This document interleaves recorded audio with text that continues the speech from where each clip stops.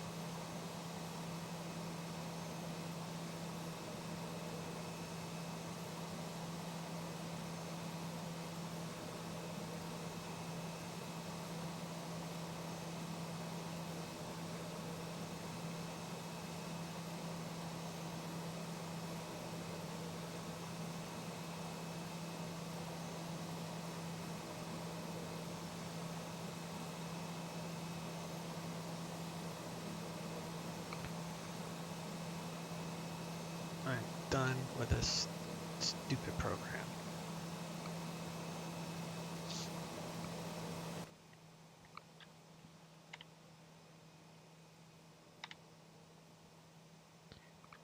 All right. Just gonna stick with my airplanes from now on. Only gonna use Traffic Global while I'm sitting until someone can tell me how to make these AI work right, because I've put at least 6, 7 hours into it, and I cannot get these things to work right.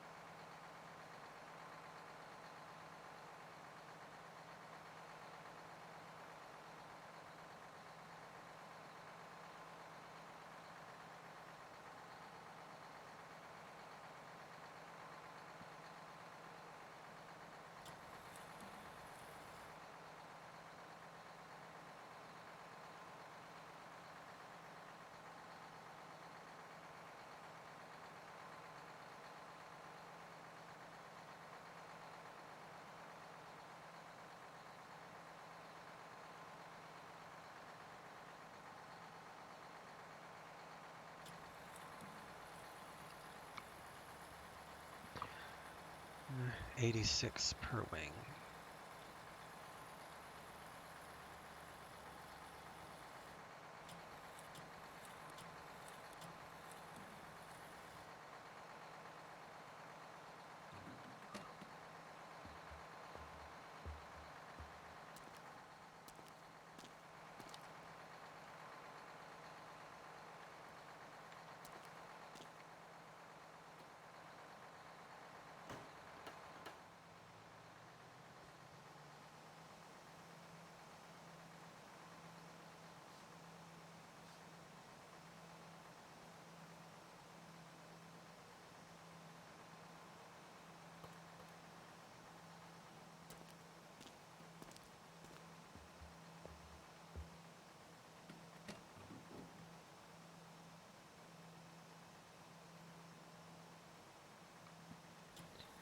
Uh, 172.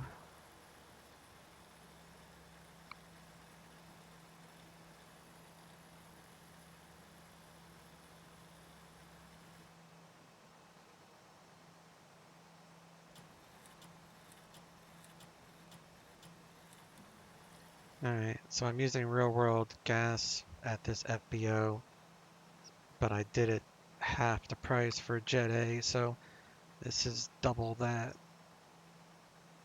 which is 486 times 2, $972. 172. Okay. Back all down.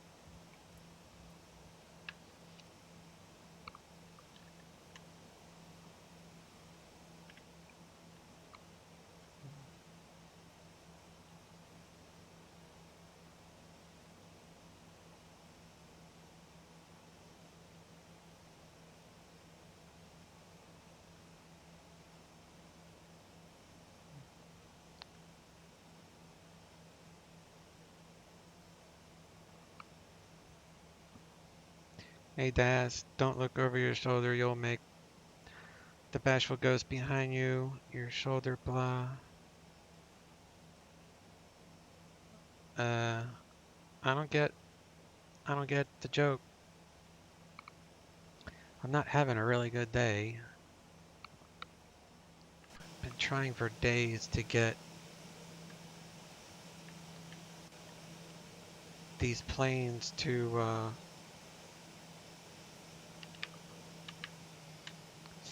see he's going down there. I wanted all departures to take off on 10 left. And this dude's going to 28 left. It makes no sense. It's like it's ass backwards or something.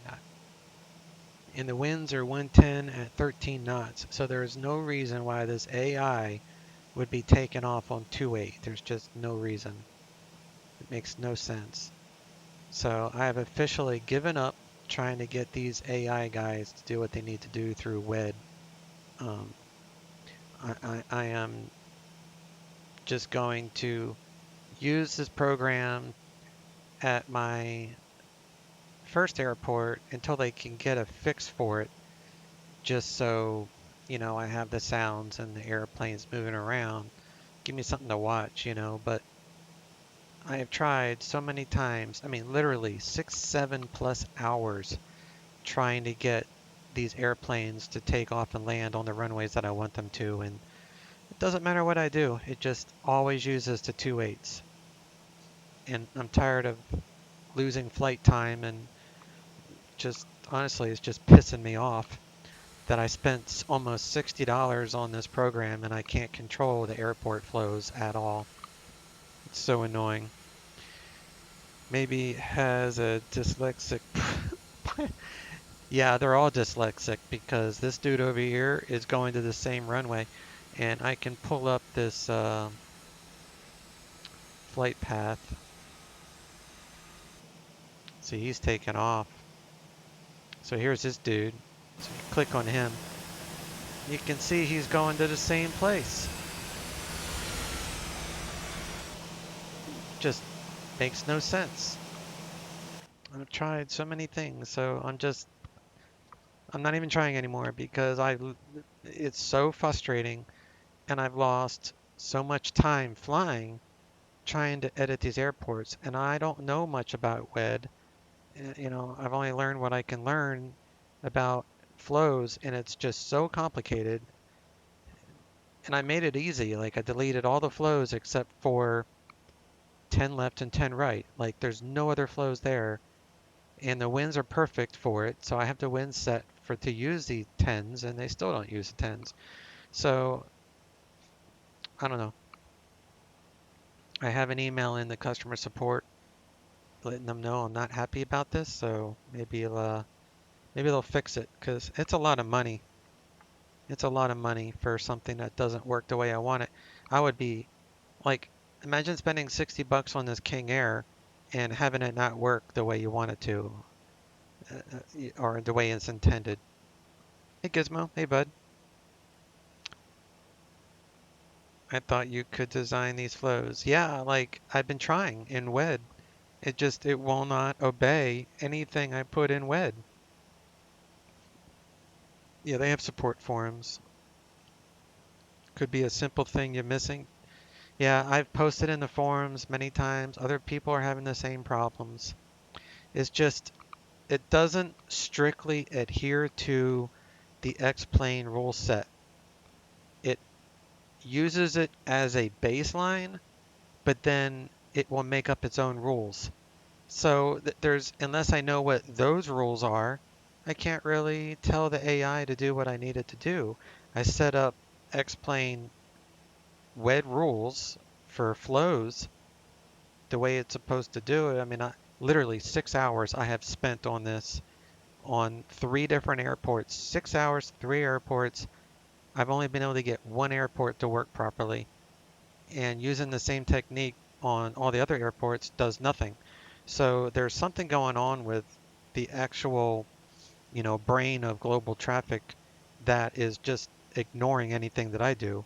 So once I hear back from customer support, then I'll be able to update you guys. But I'm not going to worry about it anymore. I'm just going to let it do its thing, and then when I'm ready to taxi, if there's any airplanes in front of me, I'll just turn it off. I'll turn off all the airplanes until, until I'm ready to go. Or if I'm just sitting here, I don't mind if they're going the wrong way. At least I have a living, breathing airport while I'm getting ready. So that's the main thing. So that aspect works. They're just using the wrong runways. And I'm not stupid. I mean, I can't 6 hours of reading in YouTube and forums and posting, and everybody else is having the same issue. So they need to come out with a fix because it's too expensive. There's other traffic plugins that work because they have a different program that you can use to set the flows, which is outside of the X-plane norm.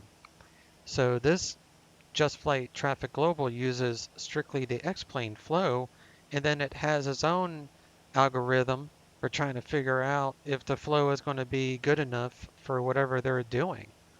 Like I literally have this airport using 10.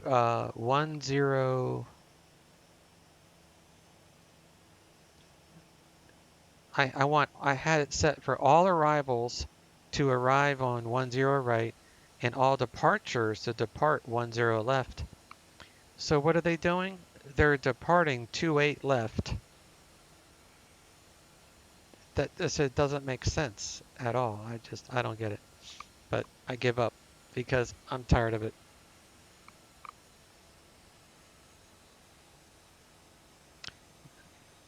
So buying a Carinardo plane, buying it doesn't work, could be a different thing overriding your foot. No, this isn't Carinardo. This is Airfoil Labs. And it's not just this plane. Most of my tweaking has been with the Airbus, and also I've tested it with the default X-plane Baron. So it's not airplane specific, it's how the traffic plugin is interacting with X-plane flows. It's just skipping the flows and doing whatever it wants. I don't understand it. But you could turn them off without crashing so you can't have on for just during. Yeah, so that's my plan until I know how to fix it for good. From now on, I'll just at my big first airport, I'll come up here, I'll go to the settings, I'll have full density. So I'll have a living airport while we're getting set up. And then as soon as I'm ready to go, I'll just turn it all off because I don't want it to ruin my immersion by me taxiing this way and having a plane come right at me or whatever. It's just, I'm over this program at this point. 6 hours, 6 hours over it. 6 hours of not flying. 6 hours. That's why I didn't stream yesterday. I spent 3 hours yesterday alone trying to figure this stuff out. And no matter what I do, it just does not work.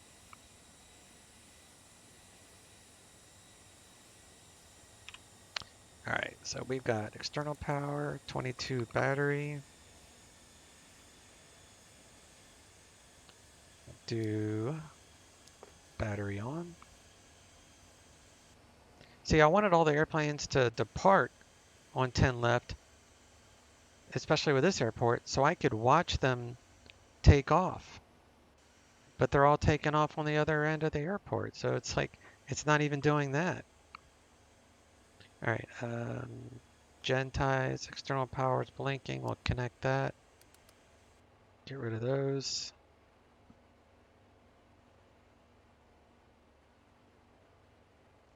Oh, you're not saying it's Coronado. I'm saying buying Coronado is like buying this when you're mentioning wanting it to work. Yeah, now that's true. It's like, it's very similar in that regard that they're both pretty programs. They both look really good, but systems, they're horrible. So yeah, that's a good analogy.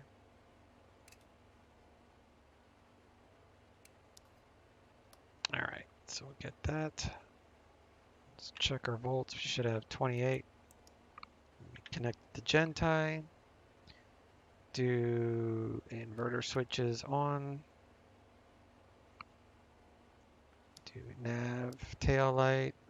Master. Seatbelts.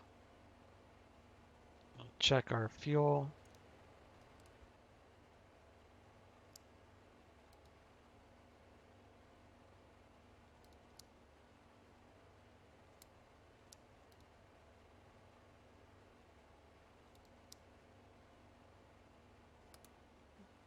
All right, that's working. So turn those off. Clear that. But yeah, your comparison is right on the money there, Das, for sure. I feel the same way. I would definitely not buy this until they've got it to where you can control the flows, and that's the big thing in the forums right now. They want the ability to like come to some sort of menu, like maybe flight path, like use this, right? Or it'd make more sense at the opening screen of X-Plane to set up the flows before you get into the airport. That way it can make everything it needs to do before you even load in. So I've already made that suggestion this morning because this is my fourth time today trying to get this airport to work. Yesterday I spent about an hour on this airport. I spent probably about an hour today, and the other airports were just simple airports that I couldn't get to work. So I'm at my wit's end. All right, so let's check our oxygen. We're 100%, so we'll check our warnings.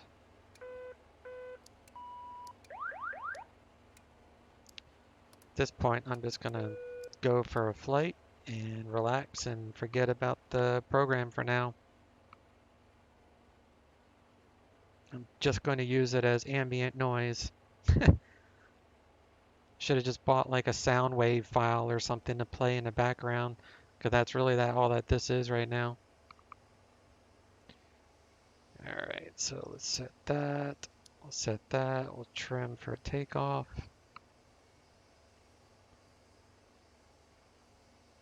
Battery bus is in the up position. Engine anti-ice on. Oh, and then my internet goes out this morning too. So I just get ready to stream and the internet goes out. So then I had to wait 30 minutes for the internet to come back, and I'd unplug the modem, restart that. So it's been a couple days for sure. So I just heard a plane land. So they're taking off and landing on the same runway. It's like this runway doesn't exist.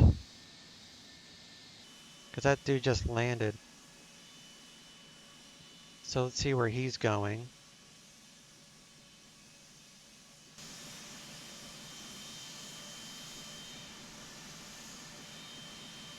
What's he gonna do? Go all the way down here?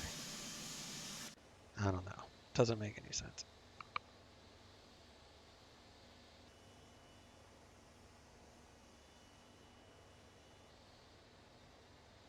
I feel like I forgot.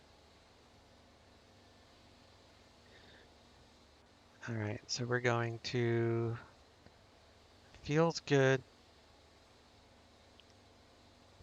Let's do full load. So we'll just load up the plane. Passengers are like, we're safe because we know we're going to take off into the wind instead of a tailwind. 13 knot, 13? 13 knot tailwind, the airliners are landing. Doesn't even make sense.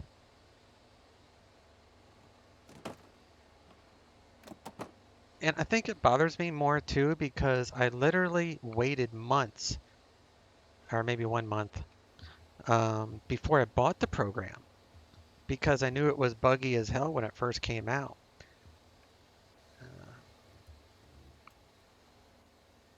All right, let's shut that door. Check our volts. Take to the skies. Crazy idea if they're landing backwards to your desire. Did you try telling them to do the opposite? Yeah, like I literally have tried. so many different variations of winds and times, and then this one is as simple as no other runways, just I want the 10s, that's it. And they're still taking off on the 2.8s. So I don't know what else I could possibly do, but we'll get it figured out eventually. Or I'm just going to use it, like I said, as a placeholder while I'm getting things geared up. So I have, now it sounds like there's someone to my right. So I guess he landed on that way. So he landed on 2.8 right. But that just proves right there that I'm going to have to turn this off because I'm going to be taking off going this way. But that's right. We're going to remove the steps. And we're going to do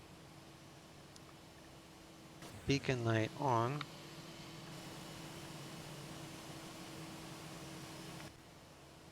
And we're going to start engine 1.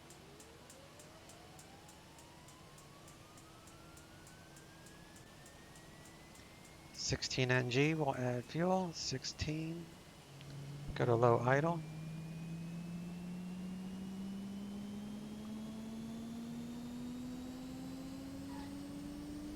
Did you try setting it to the 2.8s? No, not with the wind component. I set the winds, you know, with the for the 2.8s. Like I literally I've tried every combination you can think of.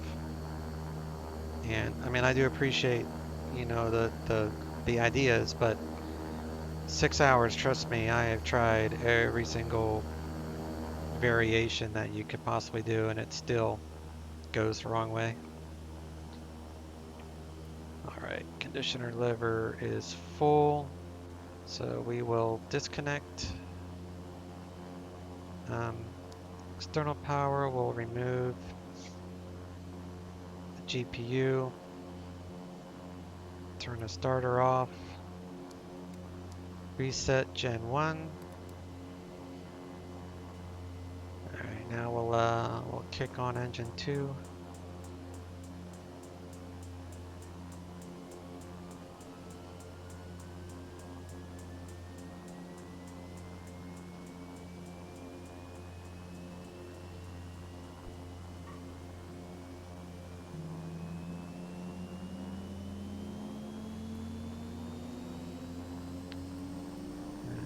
ITT rotation, oil pressure's in the green.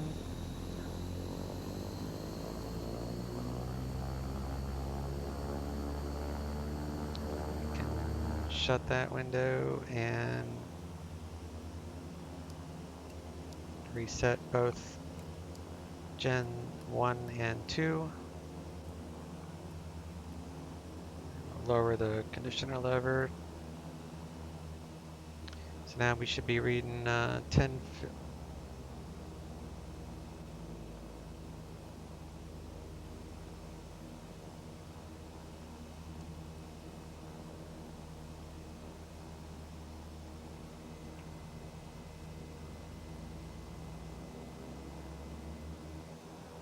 I'm all flustered. I forgot to turn off the starter. That messed it up. Reset my gens again. Check my volts, make sure that's right. External power is gone. Look at this guy. What the heck is he doing?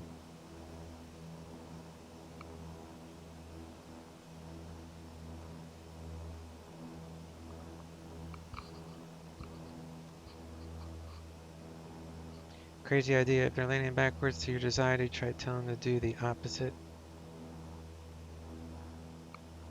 Yeah, you know, I didn't try to do the opposite just because it doesn't make sense, but I'll try it. Maybe they're a stubborn man-child and doing the opposite of what their parent says. Yeah, that sounds pretty... you try setting it to the 2.8s for the turn. Land on the 10s. It's looking of our opposite day. I'm not saying do it now. I'm just listening things when you get to start to look at it. Again, I'm wondering if the code is somehow messing up the math. So if you would say land on the 10s, it chooses 2 8s, but if you say 2 8s, it could land on 10s.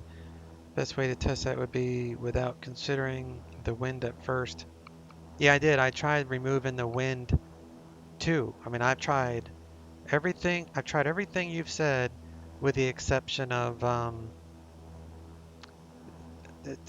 doing the opposite, like choosing the 2 8s as departure to see if it would actually depart on the 10s in that case.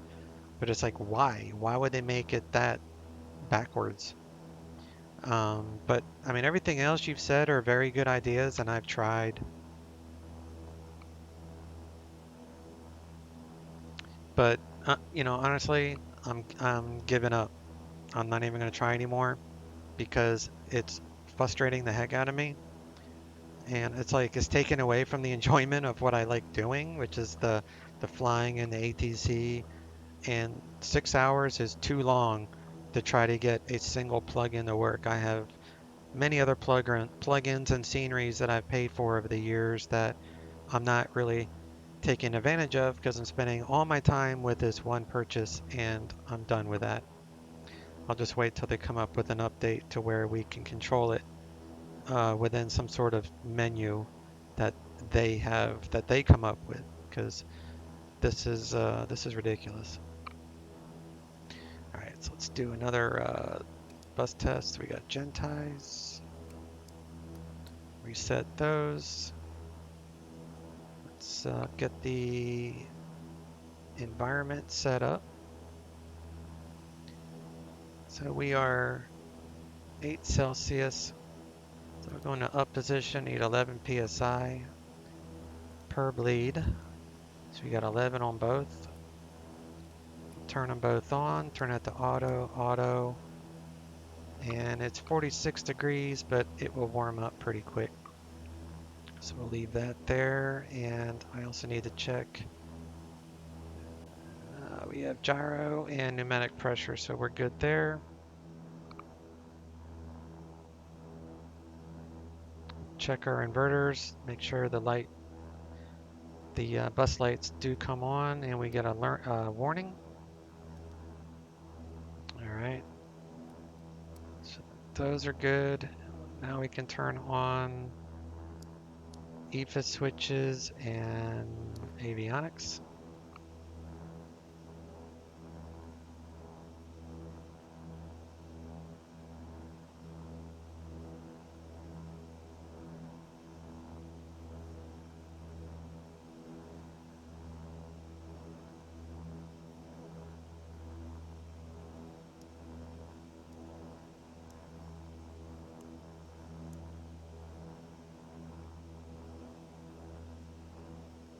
All right, we'll turn on the radios. See if we'll get the autopilot. Make sure all that's working right. We'll do a light test.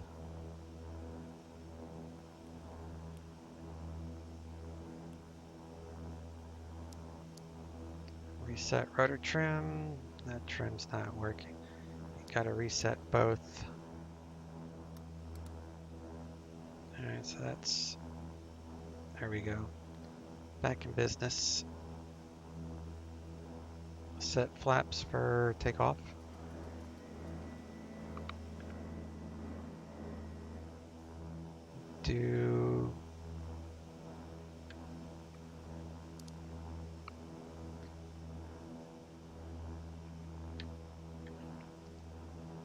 What's this dude doing? Oh, he's taxiing down to the other end of 2-8 to take off, probably. It's the opposite of good.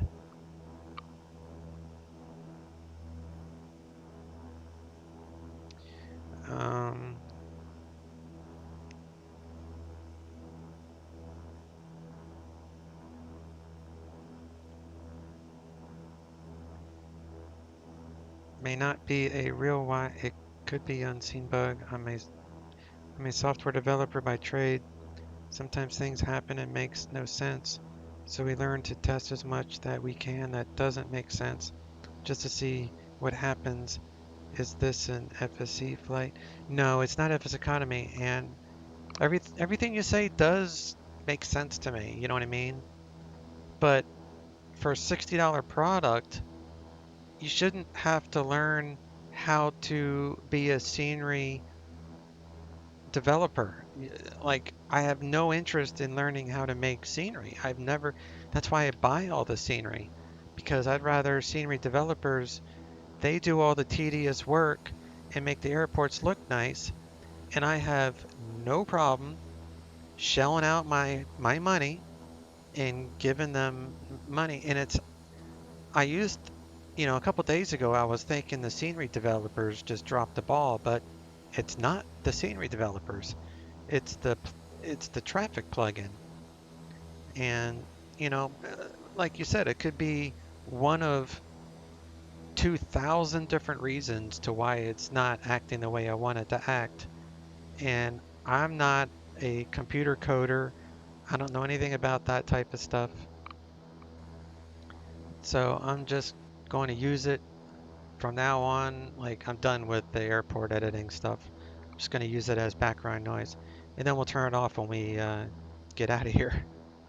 That's it until they fix it. We'll slave the gyros. But yeah, like when I bought this, I didn't know that you'd have to learn WED. Like, I thought it would just work out of the box because that's what all the advertisement says.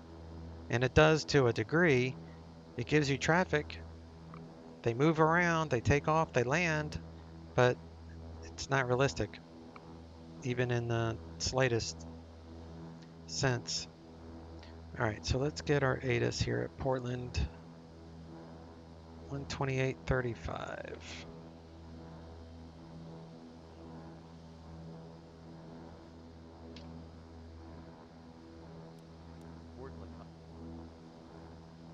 Portland International Airport. ATIS information Delta. 2053 Zulu. Wind 100 at 11.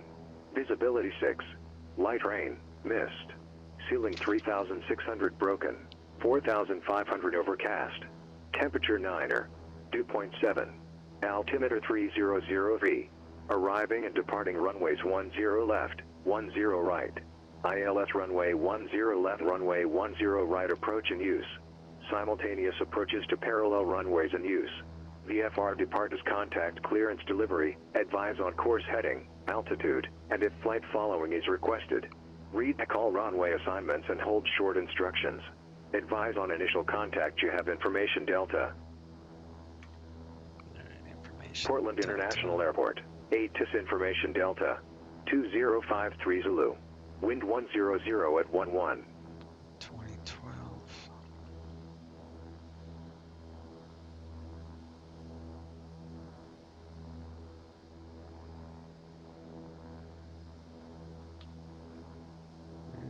Got 121.90.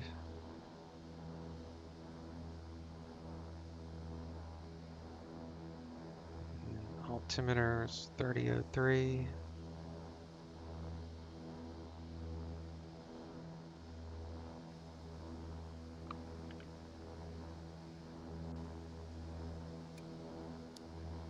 Okay. All right. Forget my clearance. Let me read what you wrote here. The Y may not be a real Y. It could be unseen bug. Oh, I'm sorry. I'm reading the same thing again.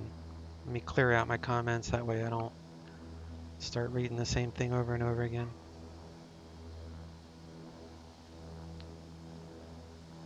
Let's see if these wipers. Yeah, they're working. All right. Is the temperature? Yeah, we're at 70 degrees in the plane here. All right.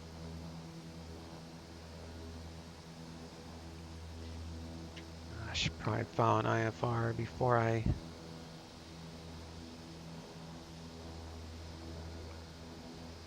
Number 98 Juliet, continue descent to 7,000, airport 11 o'clock and 10 miles of port in sight.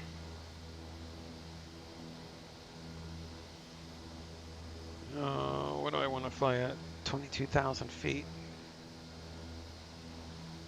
Alright. Flight plan is filed.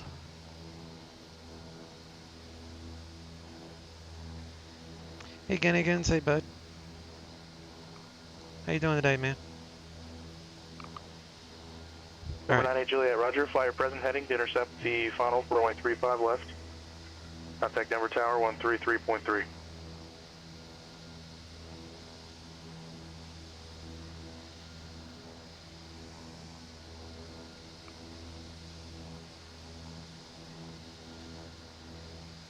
So 133.3. I'll wait till he signs in. Alright, so we're gonna do menu, catalog, Portland to ODH. We're gonna activate.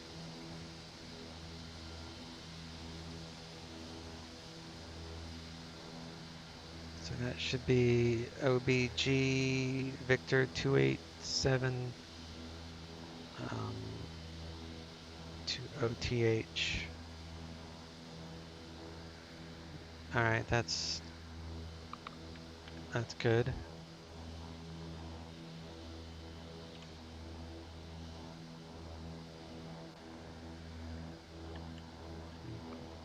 There he goes. All right. Afternoon, Portland clearance, King Air 1399er at Atlantic with Delta, IFR northbound. Number 139 Portland clearance, clear to North Bend Airport, Portland 1 departure, radar vectors Newburgh, and then is filed. Maintain 3000. Expect flight level 220 in 5 minutes. Departure frequency 118.1, squawk 5625. Cleared the northbound via Portland 1 departure, radar vectors Newburgh, then is filed. Maintain 3000, expect flight level 220 5 minutes after departure. Departure 118.10, squawk 5625, November 1399. Number 139er, read back correct. Okay, so we can go to Denver Tower, Caravan, November Cessna, or 7998 Juliet, on final for runway 35 left. Number 7998 Juliet, Denver Tower, runway 35 left, clear to land, wind 350 at 6. Clear to land, 35 left for 98 Juliet. Air transport 487, contact Alcal approach 135.1. transponder 5625. Cessna 02 uniform, descendant pilot's discretion, maintain 4000. 5625. Autopilot is on heading. Altitude, go to 3000. Decision, altitude. I'll worry about that at cruise for the ILS that I'm probably going to end up doing into that other airport. Engine ice is on. We'll check our auto ignition next.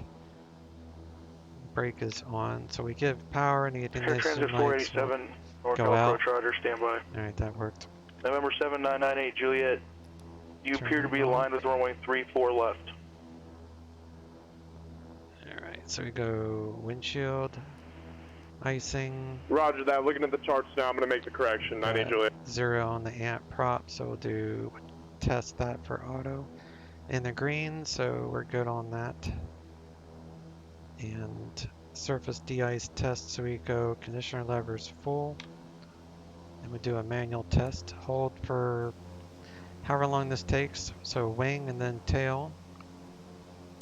Air And then transit we can 487 heavy, expect visual approach runway 28 left. reduce the conditioner Correction, levers expect visual after approach runway that. 28 right. Do a ground idle test next. So we'll hold that, bring the RPM up to about 1500.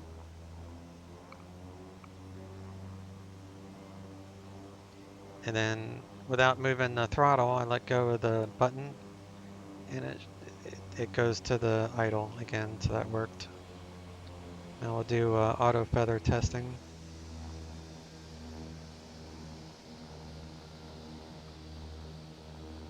I guess he's taken off.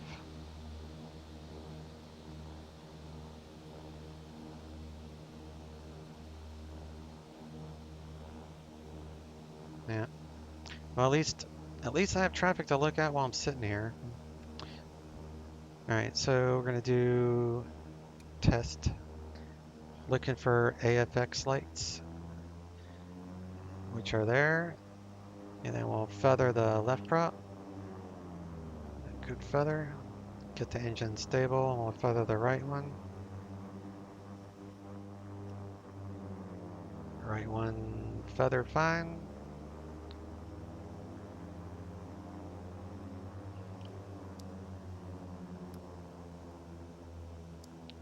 Arm that. Arm that. We need to check the cabin pressure. So set it for 500 feet below us. Should get 1,000 feet per minute descent, which it's doing. And we're going to go to flight level 220, so I'll set it for 230. And we'll do about 500 feet per minute in the climb. Air Transit 487 Heavy, descend and maintain 900,000. I need to know that,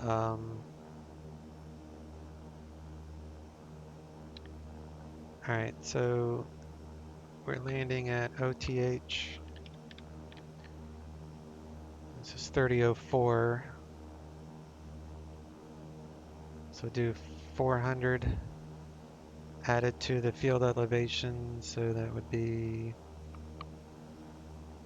420. So we'll just say 400 for now.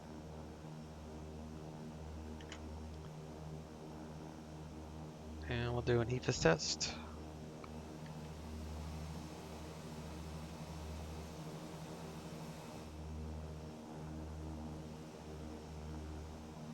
EFIS test worked. Cessna 98 Juliet, exit left when able, taxi via Mike to the ramp and remain this frequency. Taxi via Mike to the ramp, remain this frequency for 98 Juliet. Pido and stall, we'll get ATIS again. Broken. 4,500 overcast. Contact NorCal approach Temperature 135.65. 2.7. Altimeter 3003. Arriving and departing runways 10 left, 10 right. ILS runway 10 left and runway 10 right approach in use. Simultaneous approaches to parallel runways in use. VFR departures, contact clearance delivery, advise on course heading, altitude, and if flight following is requested. Read back all runway assignments and hold short instructions. Advise on initial contact, you have information Delta. Denver ground, Cessna 998 Portland Juliet, International requesting Airport. taxi to the 8 FedEx ramp. information Delta. Yeah, this Delta, I don't think anything's changed. Nope. So the altimeter will still be the Air same. Transit 987 Heavy, NorCal approach, roger. We are at, where are we? We're at Atlantic. Alright. November 98 Juliet, taxi via Mike to the ramp. We'll go ahead and Via squawk, Mike to the ramp, 98 Juliet. squawk Charlie, mode, altitude. Alright. Skywas 3453 NorCal approach, roger. After Eddie, cleared ILS runway 28 left approach.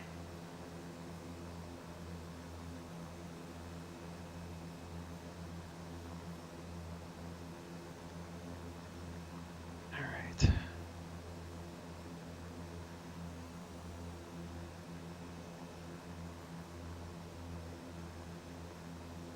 Air Transit 487 Heavy, descend and maintain 7,000.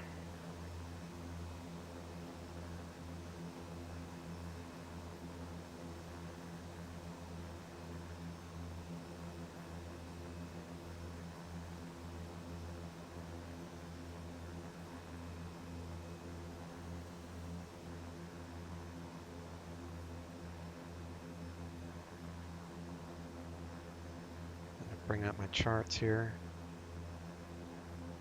Mound ground, yep.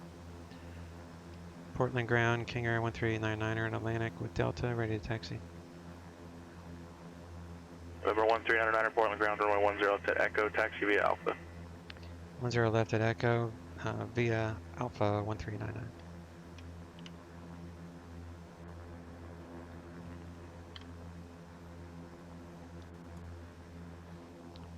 Alright, let's go. Did I forget my chalks or something? Yep.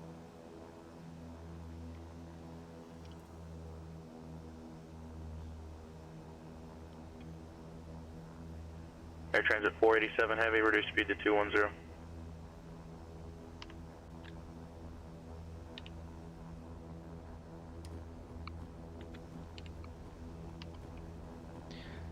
I meant to pause that. Alright, looks like Alpha. It's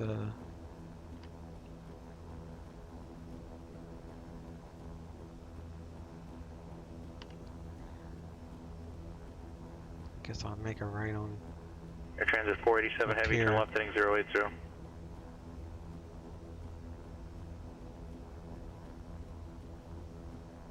Something should make an upgraded Beach 200 with the new GNS 1000. Have the older console style. Yeah, that'd be Air Transit nice. 487 Heavy, descend and maintain 4000. I think Carinardo is the only one that has a B200. Skywest 3453, maintain 170 I think knots or greater X-Plane until stock has a B200, right?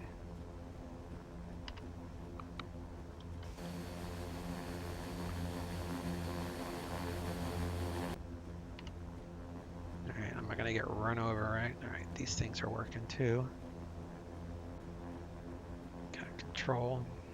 Air Transit 487 Heavy, turn left heading 350. Left heading 350.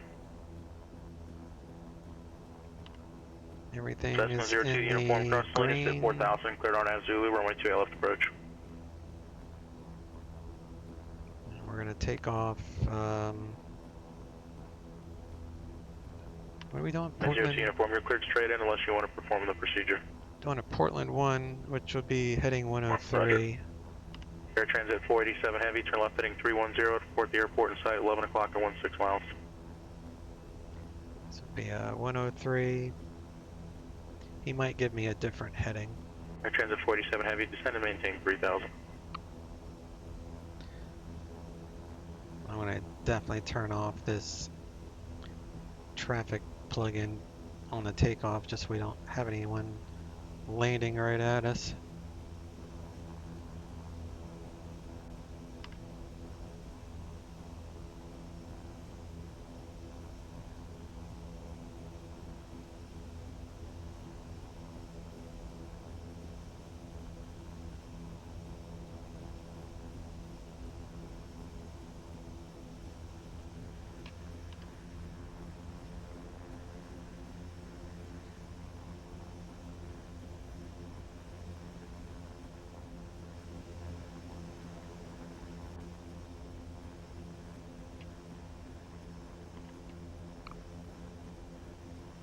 It's better airfoil than the 350 in real life. The 350 is it's more powerful though, right? Or is it just? Skywest 3453, contact San Francisco Tower, Or maybe the 120.5. performance is the same because the 350 is made to carry more people, I guess. I don't know much about that type of stuff. San Francisco Tower, Skywest 3453, and last 28 left approach. Skywest 3453, San Francisco Tower, 1 calm, runway 28 left, clear to land. Clear to land, runway 28 left, Skywest 3453. Air Transit 47 Heavy, intercept localizer for runway 28 right, descend and maintain 2000. Get rid of all the extra. Air Transit 47 Heavy, cleared visual approach, runway 28 right. 18.1 is departure. 18.7, I think, is tower. 18.7 is tower. Laminar C90. You might be, yeah, I think you're right. I think the Laminar is just C90. Haven't flown it in a while. I tried the C90 before I got this one. Air Transit 47 Heavy, And now I can't, Tower, I can't go back because this one is just that good, so. Alright, so let's do auto ignition. Engine ice. San Francisco Tower, hands out 487 Heavy, 7.5 miles to the right. Landing lights. Air Transit 47 Heavy, San Francisco Tower, 1 calm, runway 28 right, cleared land. Cleared land to the right, Transit 47 Heavy.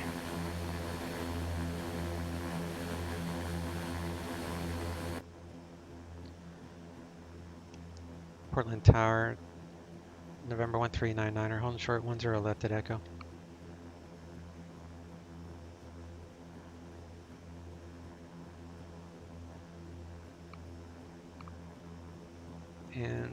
Laminars is that bad? Yeah, I believe that.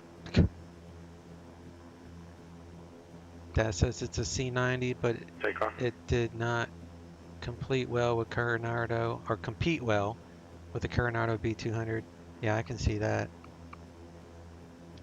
You might have cut out November 1399, holding short, 10 left at Echo. Number 1399er, Portland Tower, runway 10 left at Echo, cleared for takeoff. After departure, fly heading 150. Fly heading 150, 10 left at Echo, clear for takeoff, 1399. What? Alright.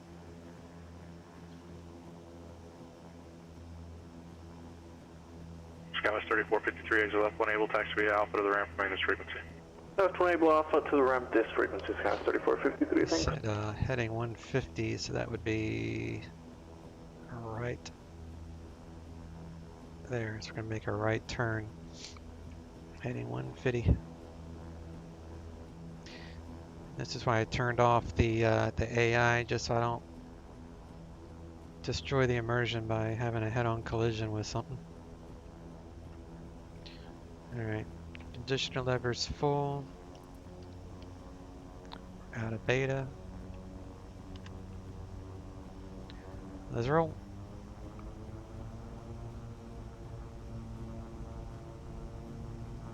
Airspeed alive. Auto feather lights on. 60 knots.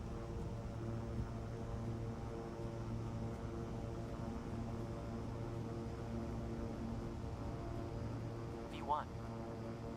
Rotate. V2. Gear up. Attitudes check. Gear indicates up. At 400 feet we can make our turn. There's 400, so we'll start making our turn. Flaps indicates up.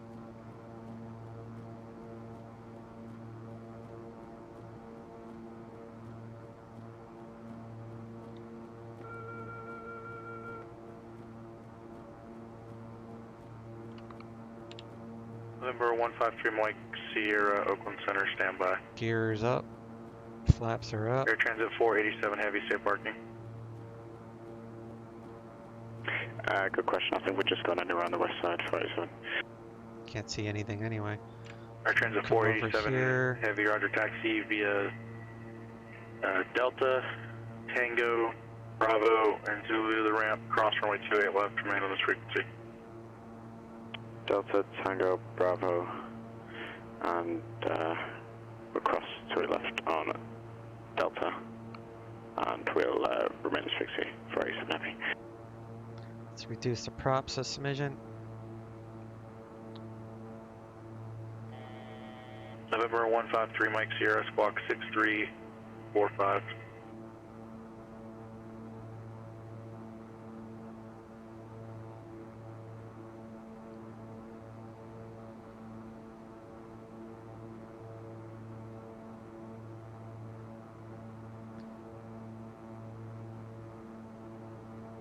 Number 153 Mike Sierra, radar contact 3 miles south of Paso Robles Airport. Clear to Montgomery Airport via present position direct Kiki, and then is filed.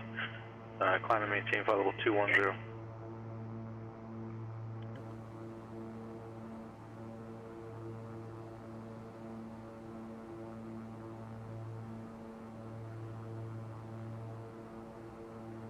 November 1399er, contact departure. Over to departure 1399er, see ya. Alright, 18-1, Portland departure.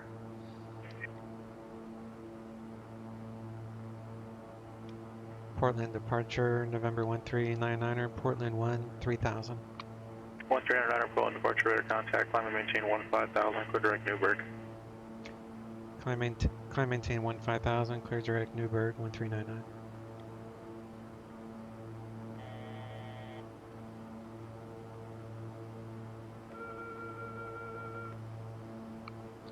Hold this pitch at about 2,000.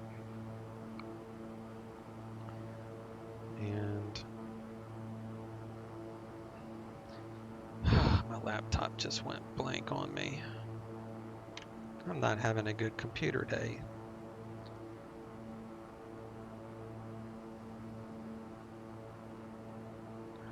Newburgh. UGB.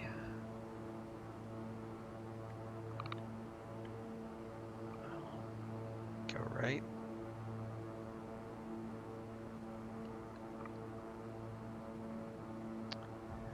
And then we'll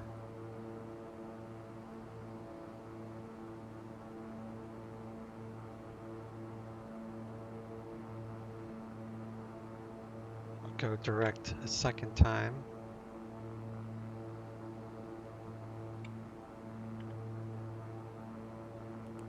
Then we'll go to nav because we're on GPS.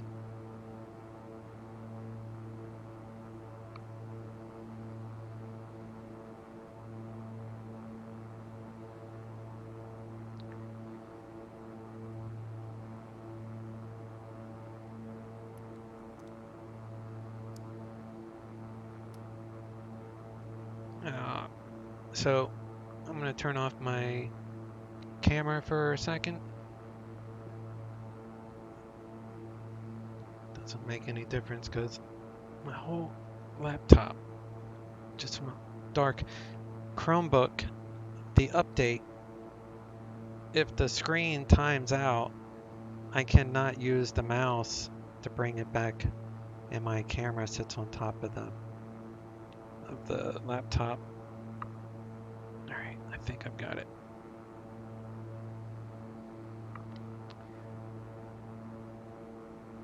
All right, back in business. So we go to climb at this point. Add in some torque.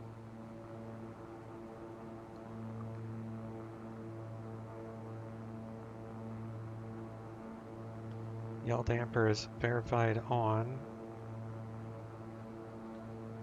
High enough at this point. We'll turn off the landing lights, taxi lights, Rico lights.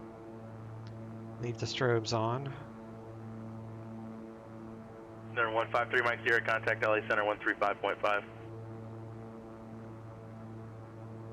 Cabin pressure should be on the rise, which it is. Number 139 Honor, contact Seattle Center 121.4. Seattle Center 121.4, 1399. And I need to arm the oxygen. Okay, that works. 21. See, now that light's gone. 21.4.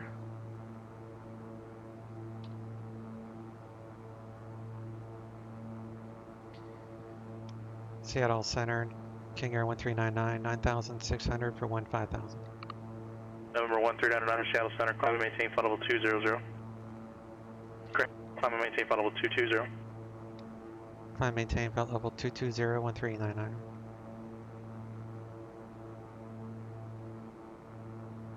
Turn off the seat belts at this juncture.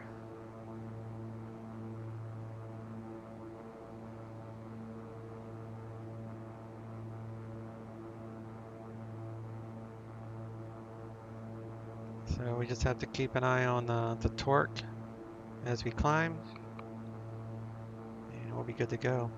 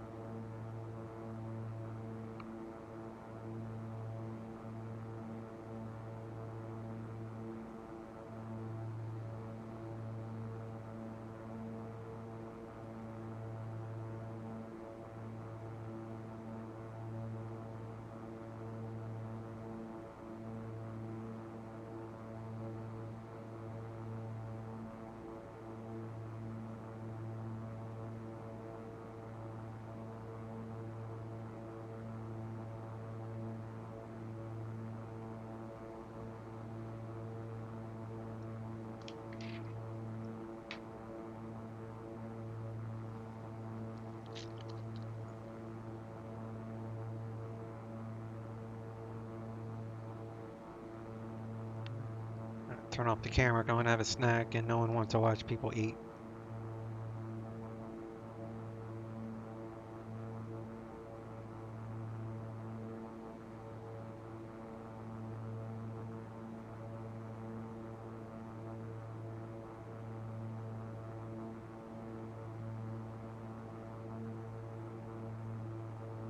Cessna 02 uniform, contact Monterey Tower 118.4.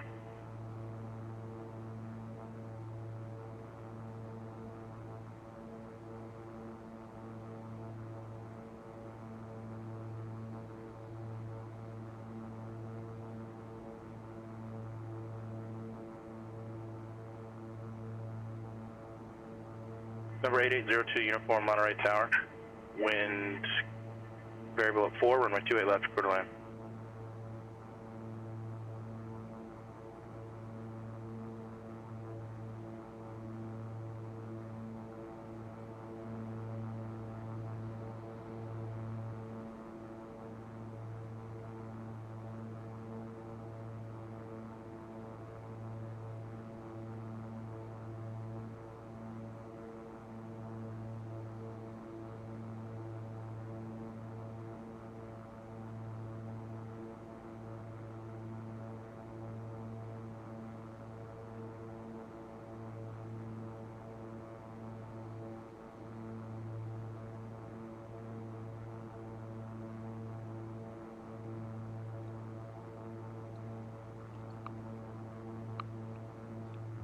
Feel better now that I had a little something to eat. Alright, so we're gonna be at 220 in no time. And we're gonna plan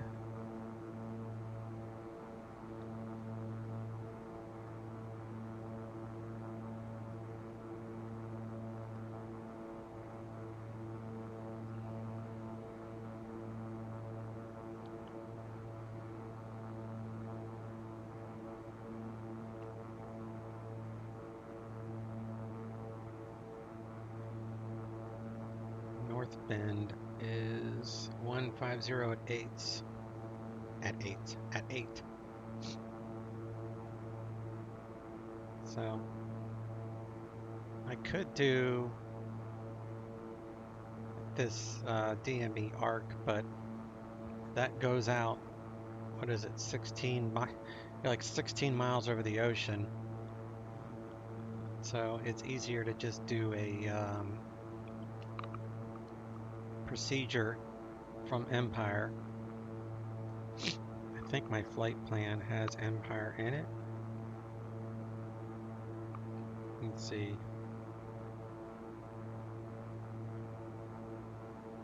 Before I forget, we're at transition. So we got 2992.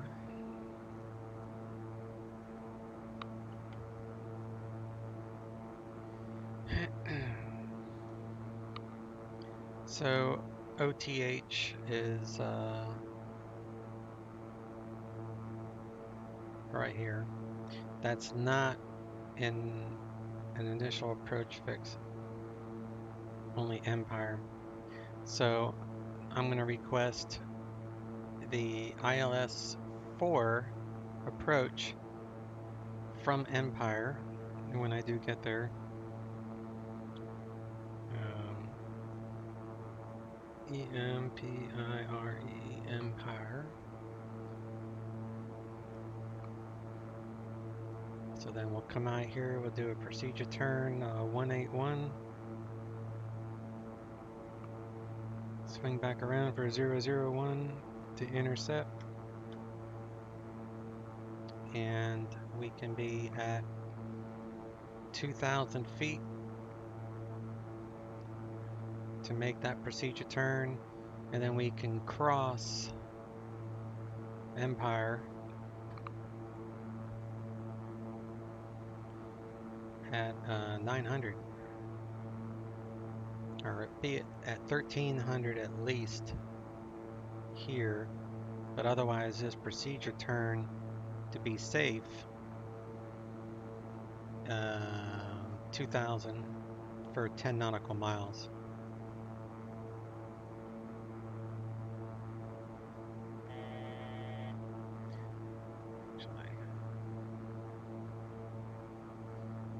That'd be 108.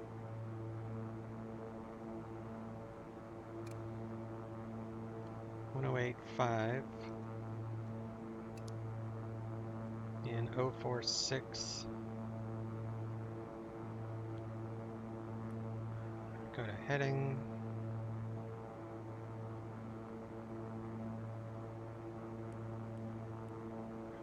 Localizer course will be 046.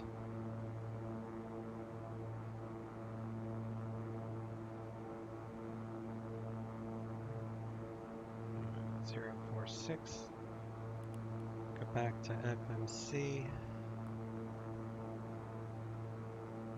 Alright.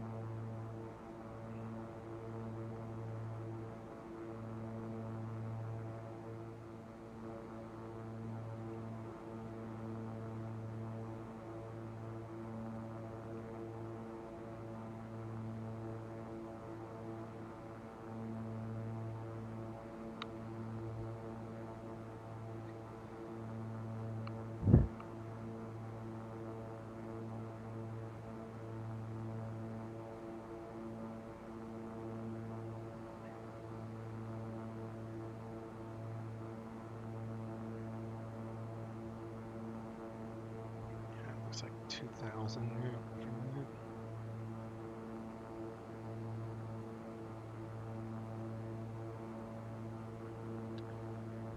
$2,000 for the procedure turn, and then 1,300 at least, and then 900 at Empire. And then if we needed to go mist, we'll climb to 600. Climbing a left turn to 2,300 on Empire, VOR, and her, whatever it is. And then we'll hold. Continue and climb to 2,300.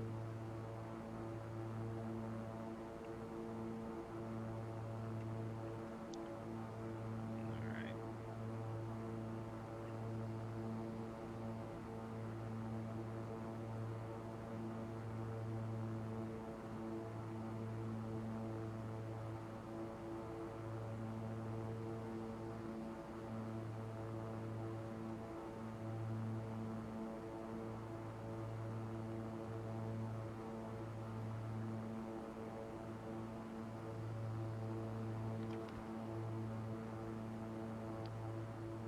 And go to page 2.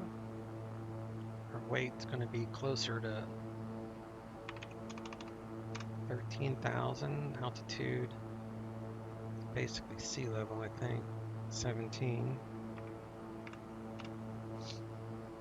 Cessna 02 uniform, safe parking. 30.04.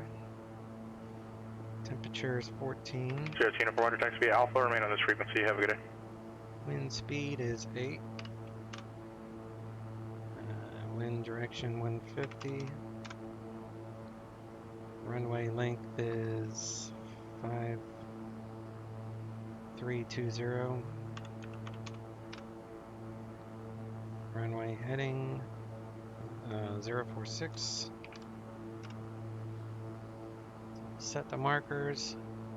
Required runway 3,200. VREF plus 10, so about 112.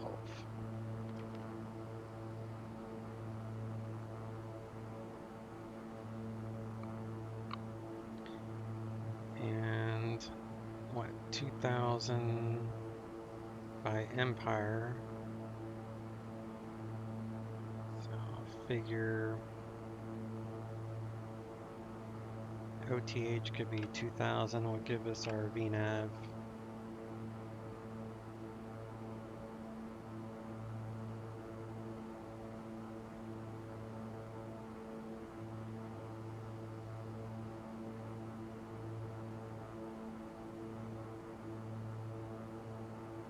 Save that.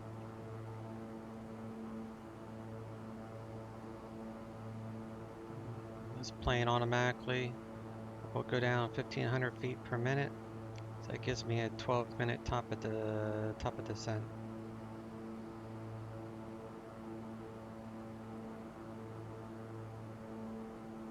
Top of descent's up there. have icing. Not really a shock there. So I'll turn on the fuel, turn that on, turn those on. And we'll do a manual, break off any icing. And the tail.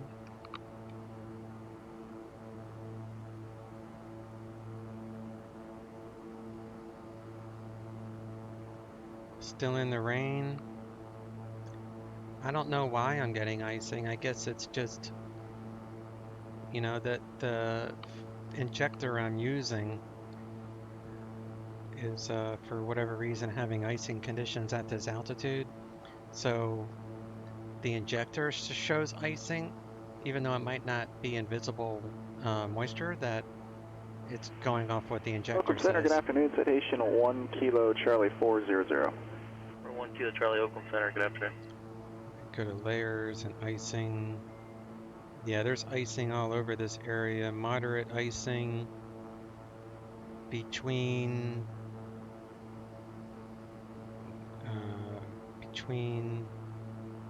flight level 200 and can't read the other one. But yeah, there's a lot of icing in this area, so.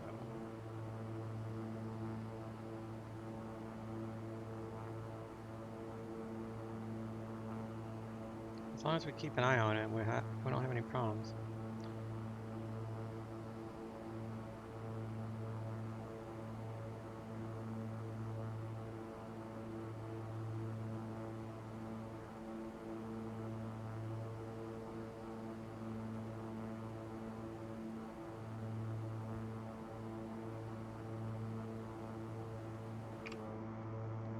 Come back here, we'll add some tables.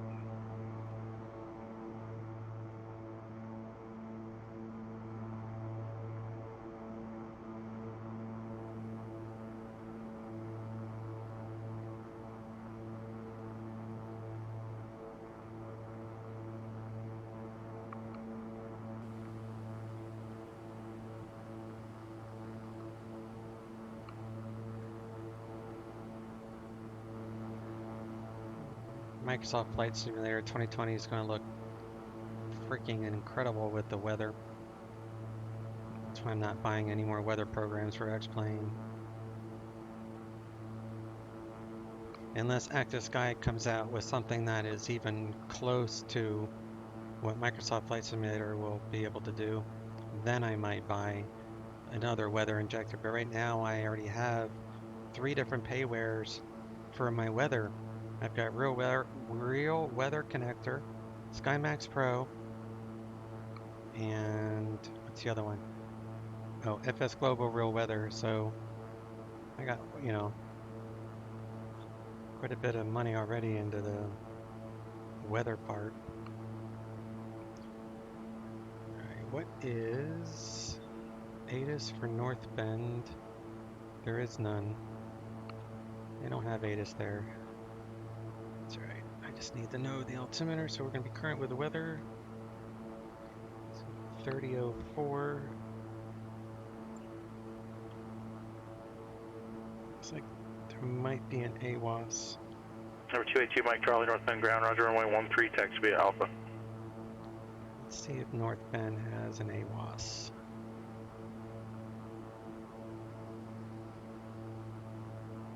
Yeah, it's got AWAS 135. We'll dial that in. 135.07.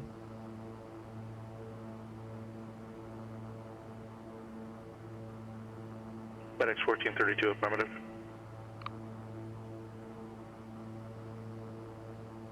Cabin pressure is good. Pressure still 3004, so plus 400 it'll still work. 6 minutes.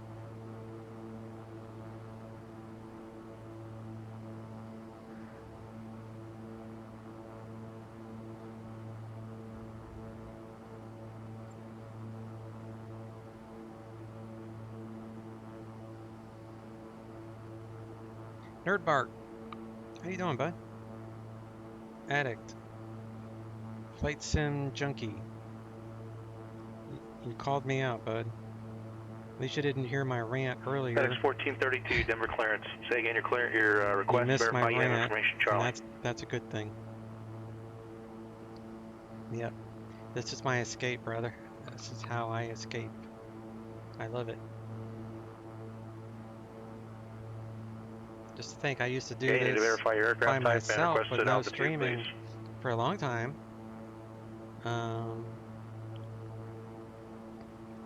But I like the streaming aspect of it, so I can chat with you guys, especially at cruise. You know, when I don't have anything to do, it's nice to have people to talk with. Das says, I've never seen a difference in weather add-ons compared to FedEx 1432, cleared out of the Denver Class Bravo XP's airspace. own. I've seen After departure, streamers maintain float VFR at or below to 8,500 each until flavor advised. of the Departure month, frequency and they all look exactly 126.1, the same. squawk 5767. Yeah, you know, and the X-plane default weather is actually pretty good. The clouds. So at this point, I had bought this weather program a long time ago, but at this point, I wouldn't buy any weather programs for X-plane.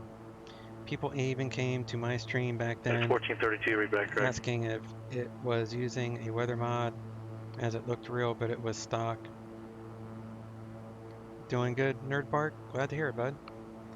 Daniel King, how are you, bud? Welcome to the channel. You may have dropped by before. Your name rings a bell, but I can't promise you if I remember talking to you before. I got 4 minutes.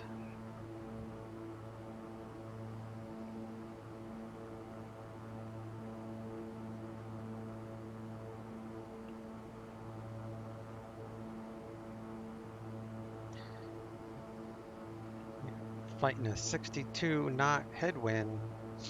That's why we're going so slow.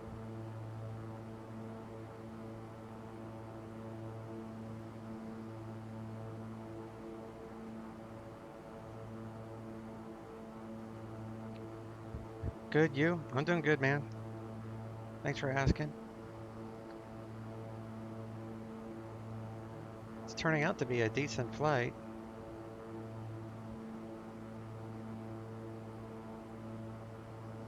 Haven't had any issues. It's definitely a cloudy area this time of year. Anywhere on the west coast, well, north of California, it's always cloudy.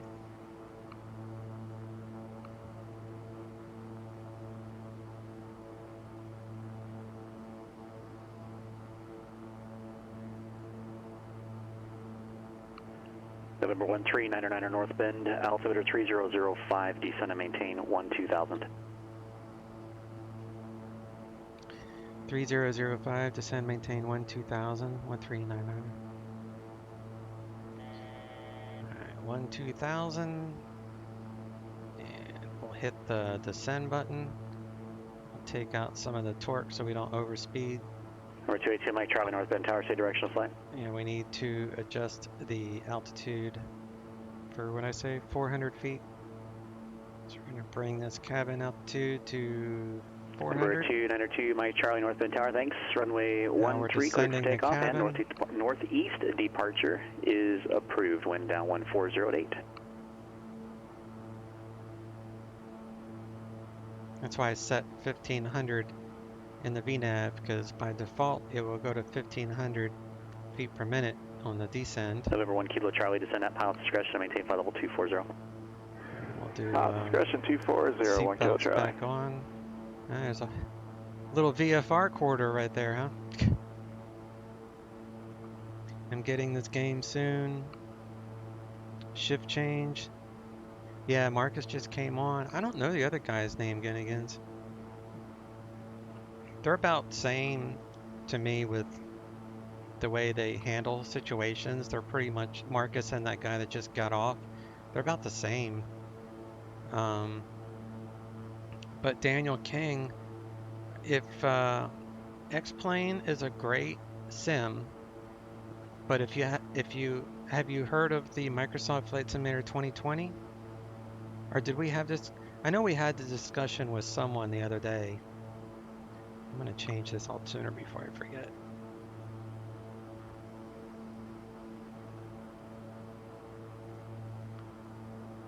Because I tell you what, if I was just starting off in flight simming, I would be holding my money until the other one comes out.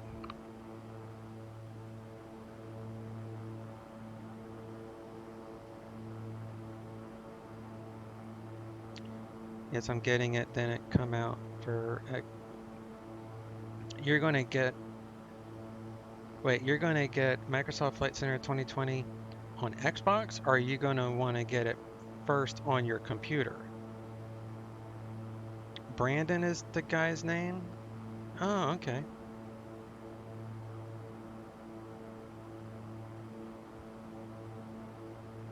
I wish they would have had some sort of place on the PilotEdge website where you could look up the demographics of the art, like, you know, a little wiki about everybody's backgrounds. That to me would be really cool, but there's various reasons to why they don't do that.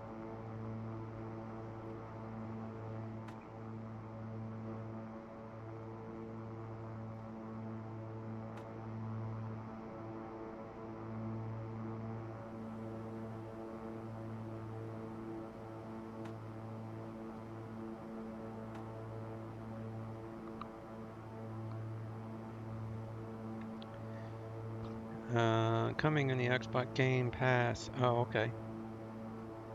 That says should wait about 5 years before getting Microsoft Flight Simulator. Be buggy for the first 5 years.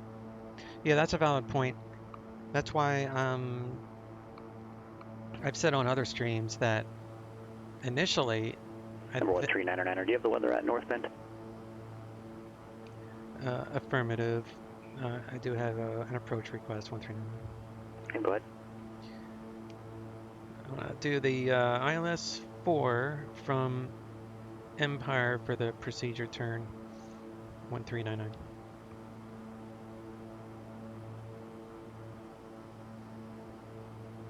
I need to put that in the. Number 1399, roger. Let's do approach ILS 4 from Empire. Load.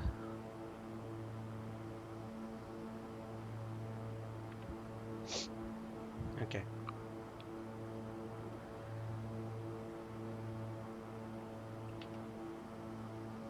FedEx 1430 to Denver ground, runway 35 left, taxi via Alpha.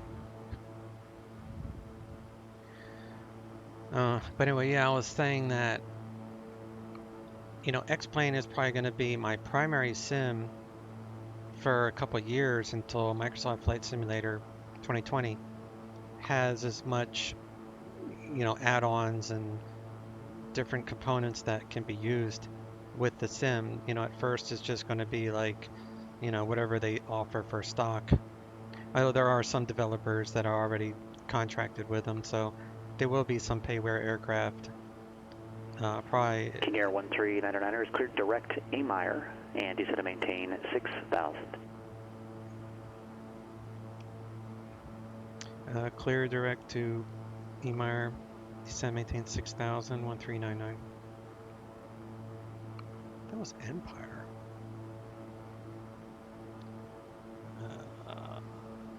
6.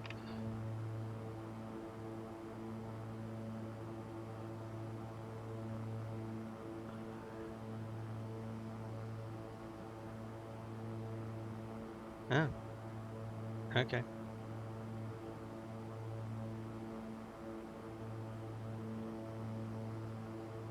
So let's do.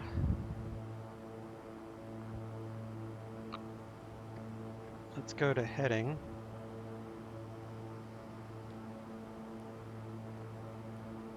And then we'll come over here, we'll activate the approach, and we'll go to Emire And then put this back to nav. Now we're 41 miles from Emire. And then we'll do a procedure turn. And I still got all the icing on, so we're good there.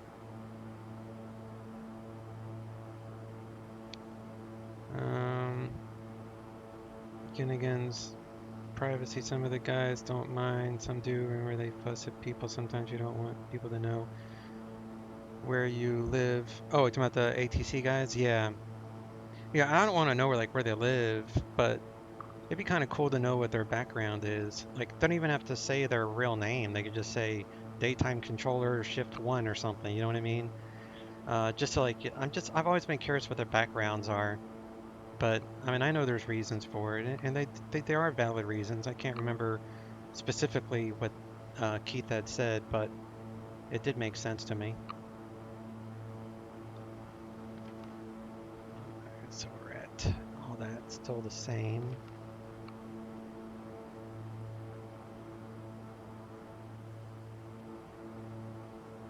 Just got back from a solo, Nick Griesla. Oh, like your real world solo? That's awesome. Congrats, man, if I'm reading this right. There's no data on it's all simulated. Prepared alpha now. Oh, there's no date. Okay. But it will be easily 2022. What you're seeing in trailer is essentially CGI and prepared scenarios pieces of code.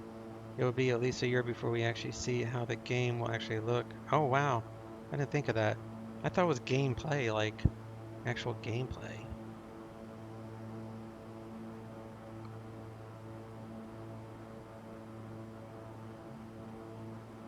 Yes, sir. Oh, good deal, Nick. How long was your solo? Like, how long were you in the airport? What plane did you take?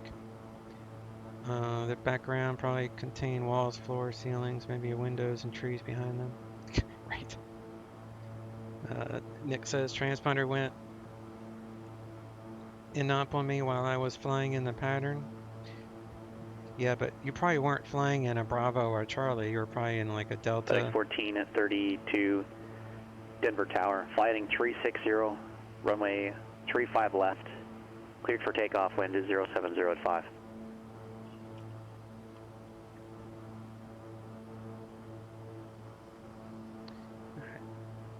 Get our landing lights.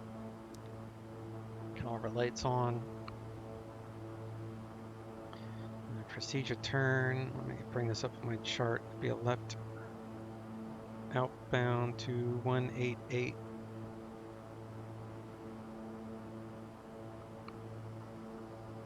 Let's see this procedure. King Air 139er across Emire at or above 5,600. Clear the ILS, runway 4 approach. Across Emire at or above 5,600, cleared ILS 4 approach 1399. What do you say, 5-6? So we'll do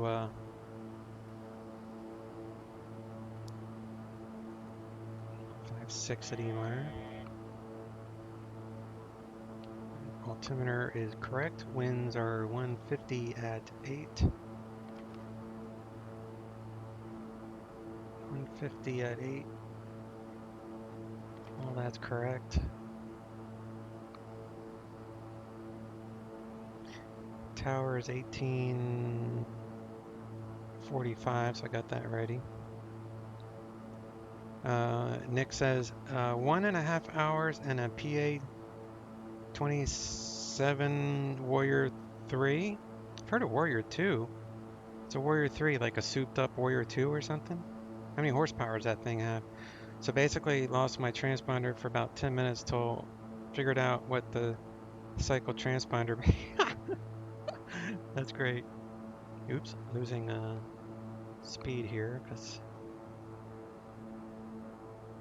I'm still FedEx 1432 radar contact, say altitude.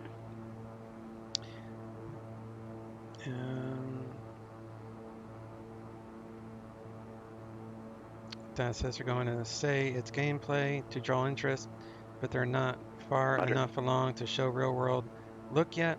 They'll need the networking set up and actually show streaming the scenery on a congested network to show actual gameplay. Oh, okay. See, it's good to have someone like you around that actually knows how stuff works in the background. That's really cool. It's a common marketing tactic used by every game developer, including DCS. Their trailers are like miniature movies. My favorite DCS trailer ever is the F-14 Tomcat. The music they used with it, Sound of War or whatever it was called, was just incredible. I will turn on the auto ignition. Auto feather. I could probably turn off all the icing.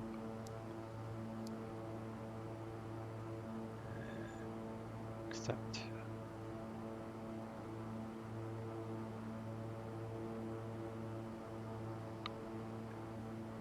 temperature is 57, so I definitely don't need any icing. FedEx 1432, contact Denver departure.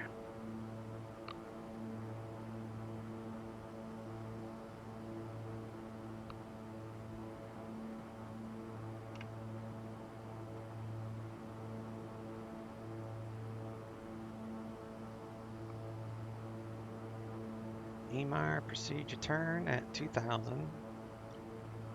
So we'll go down to 2000 after that.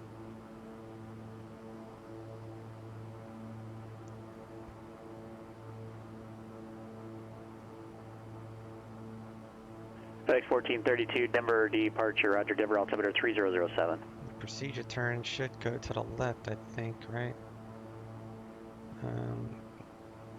Yeah, procedure turn out to the left, so that's pretty accurate.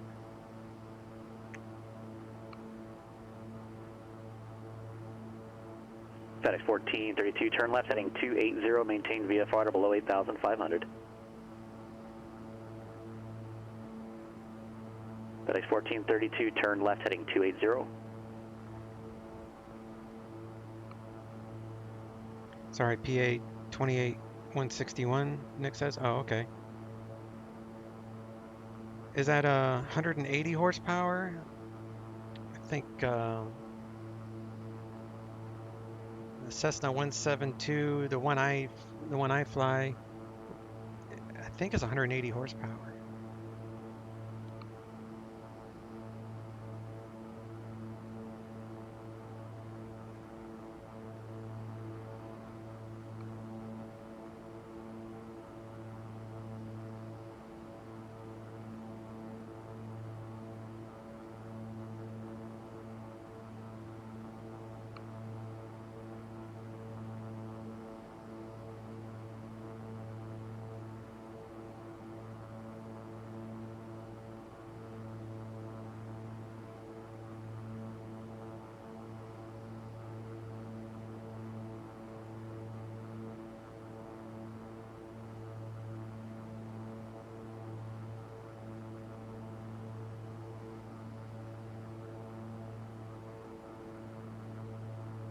See if I can stop at Alpha, because the FBO, what is the FBO? It's OTH, KOTH.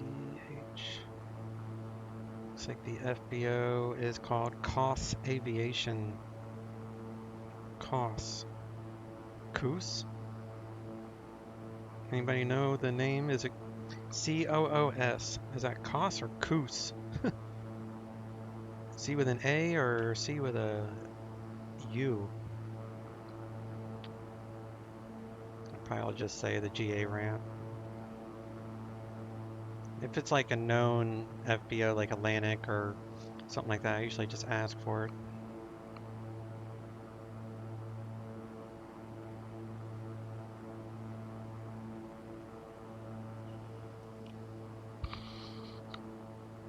Warrior 3 is the Warrior 2 with some minor differences. For example, no beacon light, and primer is a button.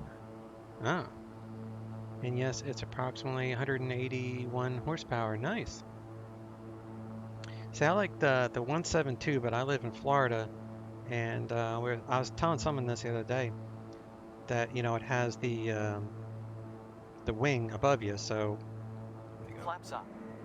Take off flaps. So it acts as shade here in Florida. Gotta have the shade.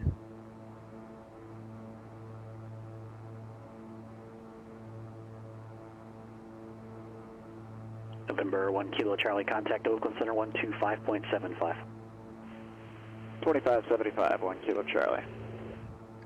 Alright, here's E. Meyer. Come out, we'll do this procedure. I'm gonna see if the GPS will do the procedure on its own. It should. Oakland Center, citation 1 Kilo Charlie out of 256 for 240. At 1 Kilo Charlie, Oakland Center, roger, descend and maintain flight level 200. 200 now, 1 Kilo Charlie. Take this down to 2,000 for the procedure after we cross over E. Meyer. Props full.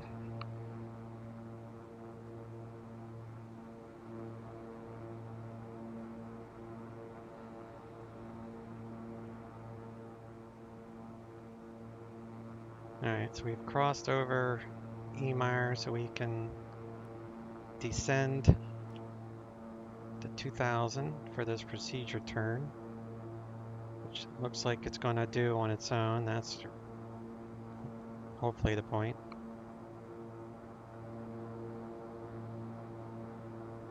I love this approach. It's got all the water right here.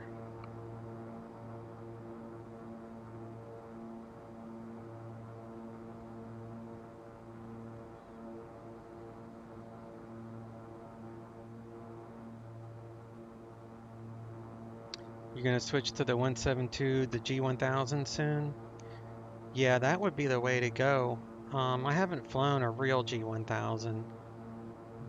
Does the G1000 and the 172 have the same autopilot features? Is that pretty much standard, or do you have to like build the servos or whatever it needs for the autopilot? Not all Cessnas have autopilot installed. So I guess you could have a G1000 without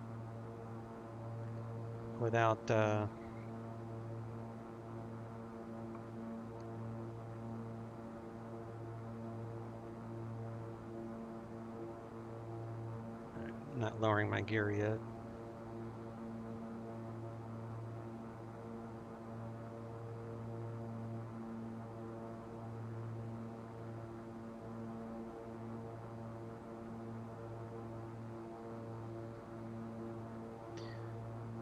Let's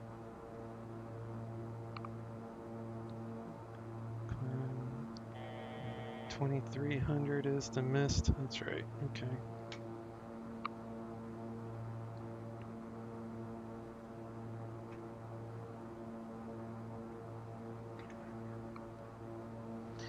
Alright, so now I'm doing the procedure turn.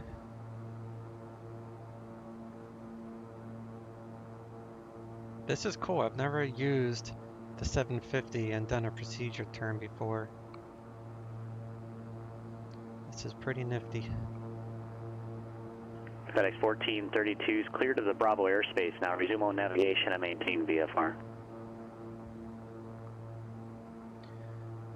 I think the autopilot is separate because I've flown the G1000 at Embry-Riddle, and those don't have autopilot. Oh, okay. But the ones at local flight school do. So it just depends on finances, really, for Number these 292, schools. Mike Charlie, Eugene Tower, afternoon, enter right downwind, runway 16 right.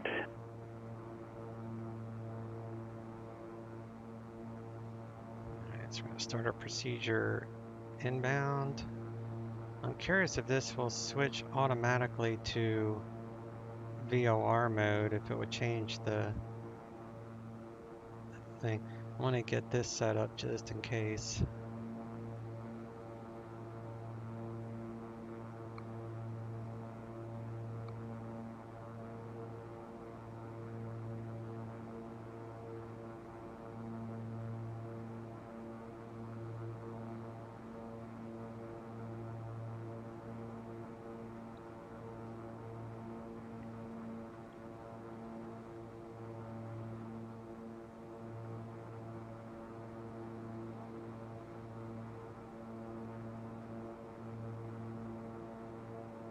And then we can go down to 13. So descend to 13.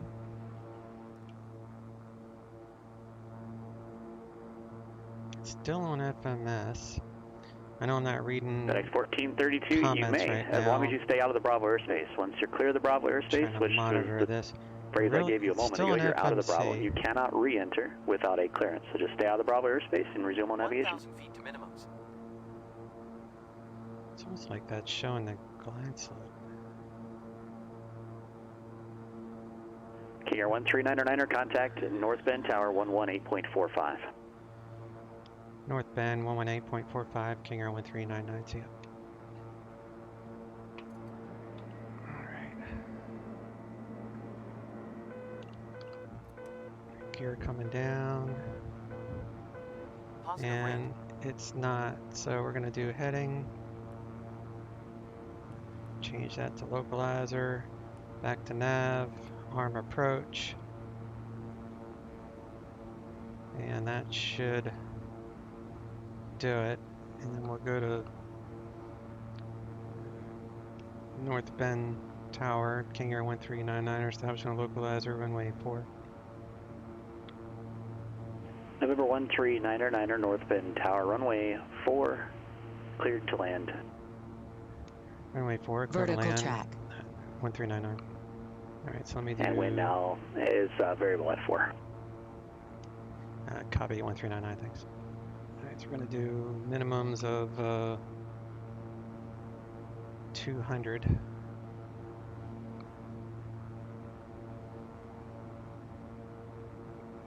Okay.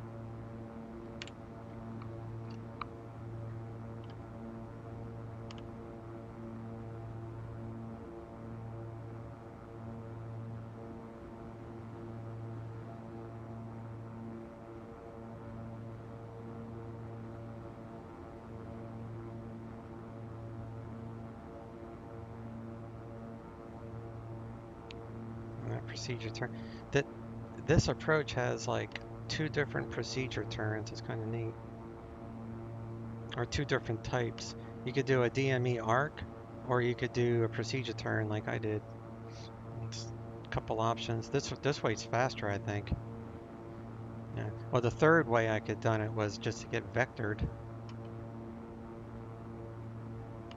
All right, all my lights are on.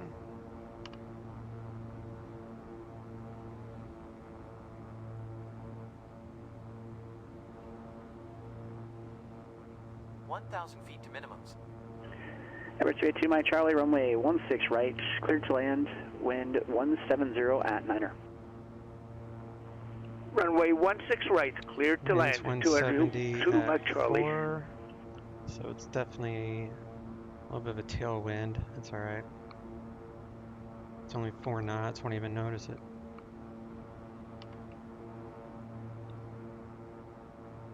It's such a nice airport to land into.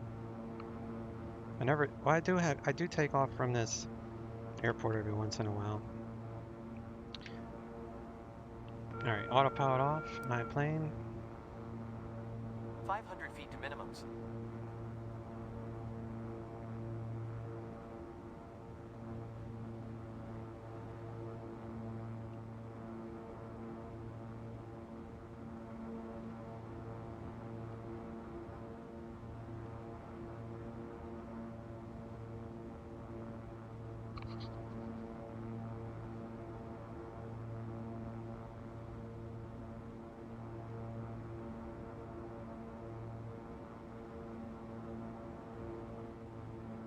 Feet to minimums.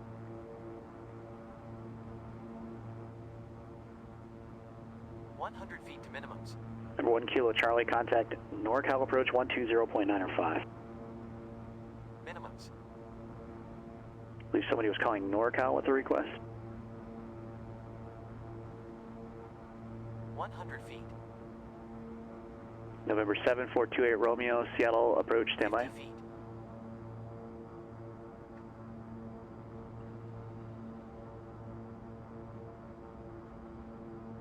Props full. Props full. November 1 Kilo Charlie, NorCal approach, executive altimeter 3018. Advise when you have the ATIS, descend and maintain 10,000. 40 knots. At 1 Kilo Charlie, information Charlie is current expected visual approach runway 20.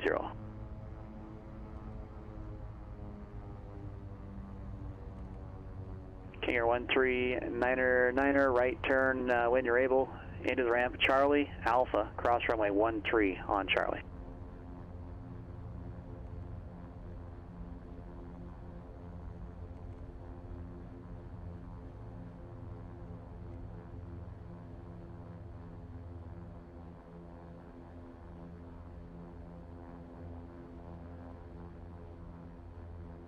We're 282, Mike Charlie, taxi the ramp via Alpha, stay on my frequency. Claim my dog quit barking. Taxi via Alpha, stay on frequency.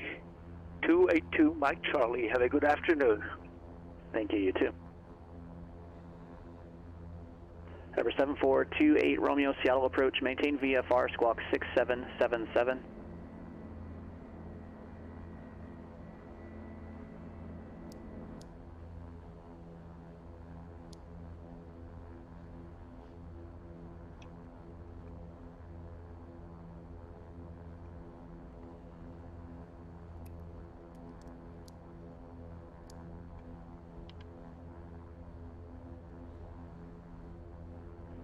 November 821 Papa Alpha Denver Center, maintain VFR, squawk 3527.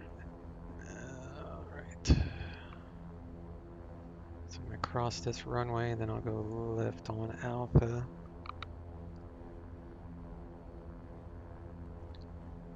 Yeah, crosswind landings are tricky. Romeo radar contact. I've barely gotten the hang of them. The Olympia VOR, Olympia altimeter yeah, it wasn't too bad, but it was a little bit of a tailwind. Say aircraft type and confirm altitude. Luckily today there was no wind, so I didn't have to worry about any crosswind. Yeah, that definitely makes for an easier, less stressful. All right, come down this way. We're 7428 Romeo, that is possible. I don't have a flight plan for you, so I got don't Piper you have Cherokee. to What's your read back equipment suffix taxi? again? I did read back. You didn't hear it because I muted my microphone because my dogs were barking like crazy and I didn't want you guys to be subjected to that. But yeah, so the taxi instruction was Charlie Alpha, cleared to the Olympia cross Airport 13 at Charlie, so I just repeated that back. Radar vectors direct. But you didn't hear it because I 3000. muted the microphone at that time. What was the other thing? Massive float. Yeah, so with this airplane, if you have the conditioner levers at full, this plane will float Read back is correct. And real you said bad. You wanted the vectors ILS runway 17 approach, correct? But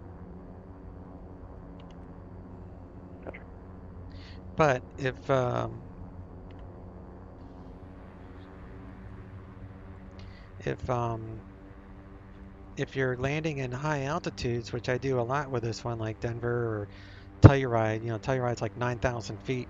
So you need to have the conditioner levers at full to land so you don't float.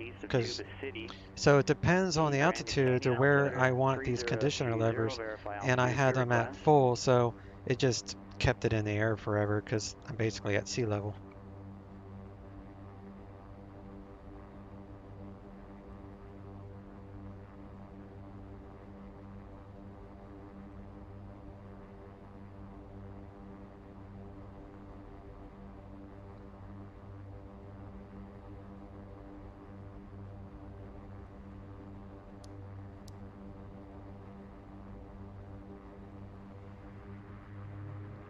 We'll set this. Papa Alpha, cleared to Deer Valley Airport as filed, maintain 12,000.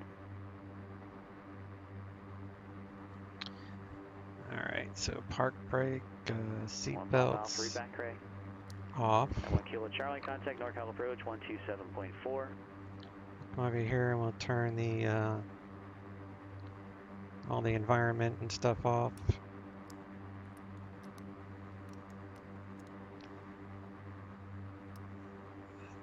Good.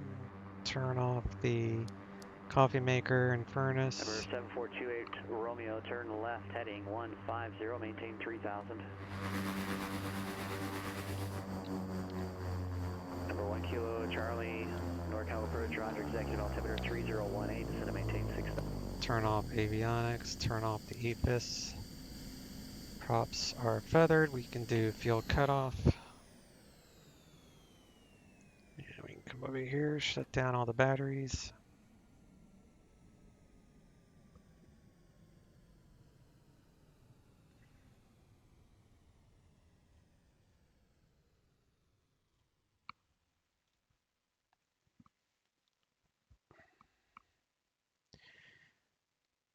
Let me go offline.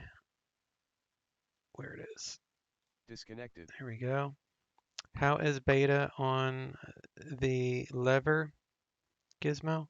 So I have it toggled, right? So I have two buttons. One for reversers, which I toggle that button and it goes in reversers, and then I increase my throttle for full power on reverse, right? So that's a toggle.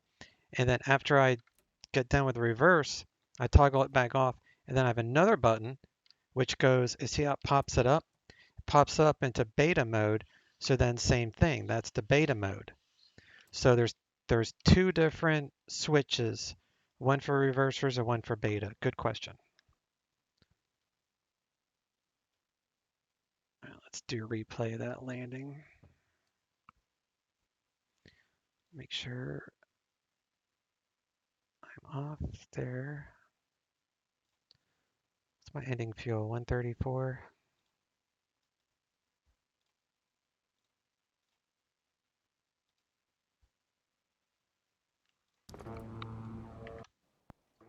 Feet.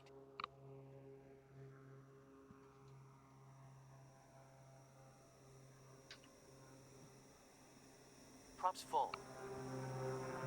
Props full.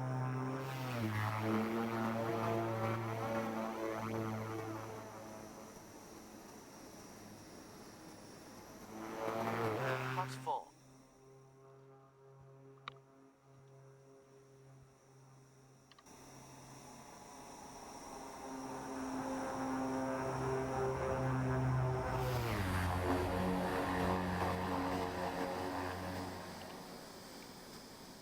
This is a very cool airport. It's a customs freeware. It's on the org. It's got a lot of buildings in ortho. Totally free. And it's super nice with all this ortho coming in.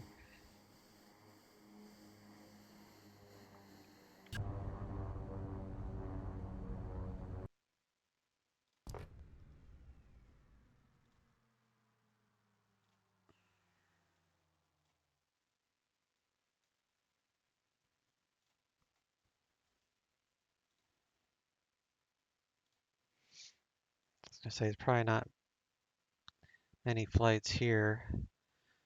This guy's departing at 1500, so he's just sitting there at the gate.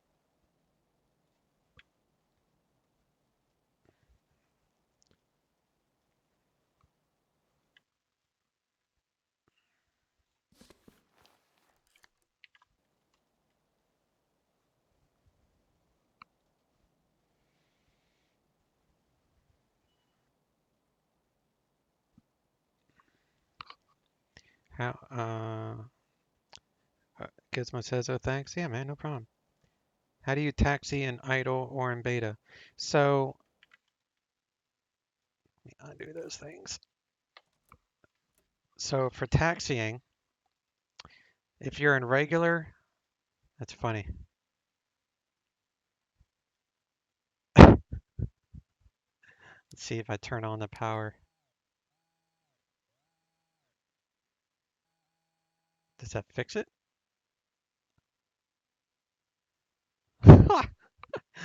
That's kind of a bug. I guess the replay messes it up. Maybe it'll catch up. I don't know. But anyway, so in normal, you have normal, just like any propeller plane, right? That's your normal range. When you go into reversers it feathers the props to where it turns a prop the opposite way. So the more power you give it, the more deflection in the blade and the higher the RPMs.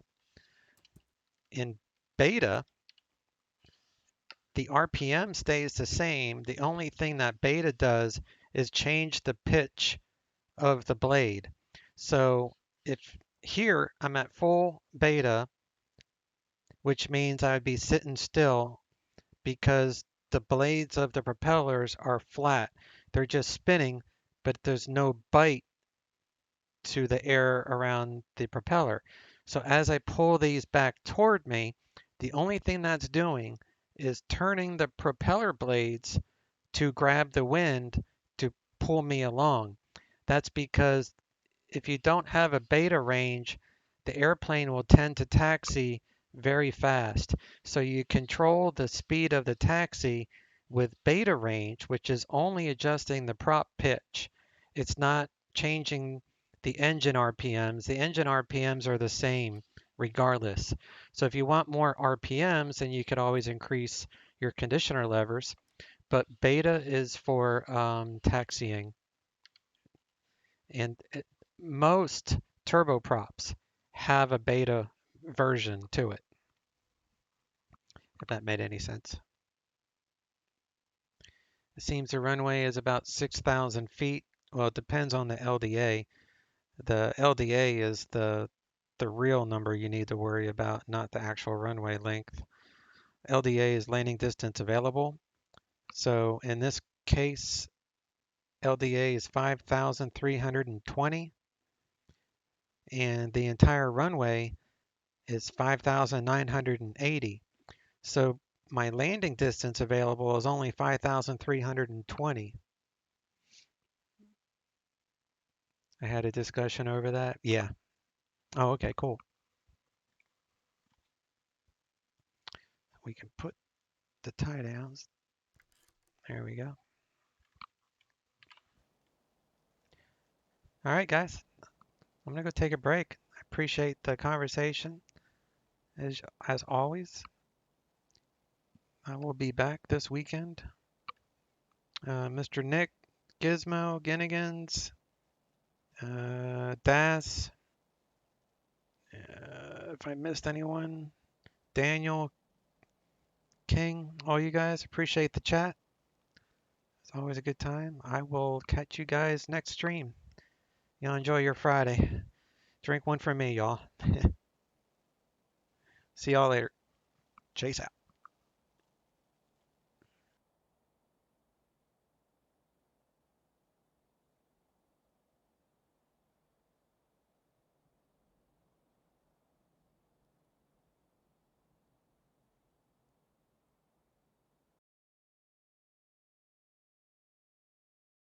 And now it's moderate precipitation and continuous light drop. Sky 3326, Roger, thanks for the report. No reports of icing and descent on the crater. Roger, yeah, we haven't gotten any yet ourselves, thank you. Thanks.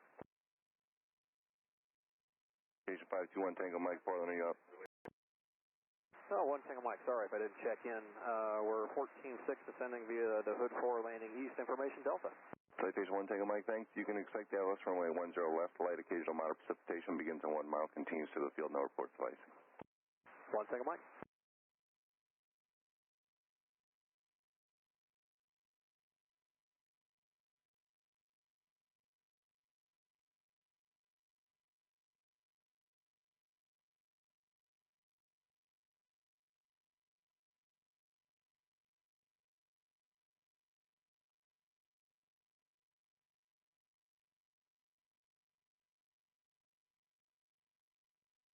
For 37, contact Seattle Center 128.15.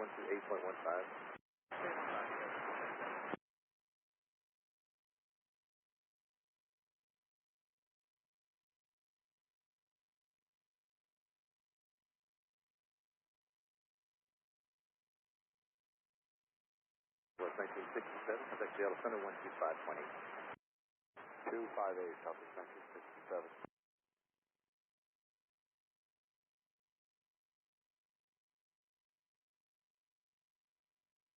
2608, amend your altitude, descend and maintain 8,000.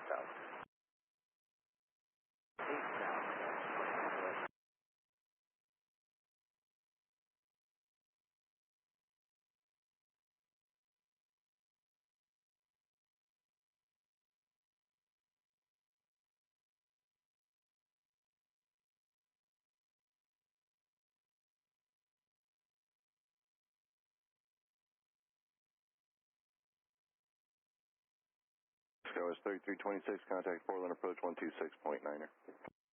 126.9er, Travis 3326 today.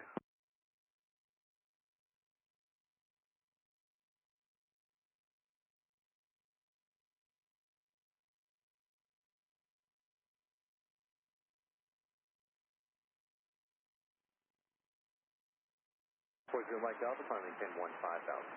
Leaving 8 for 15,000, 40 Mike Alpha.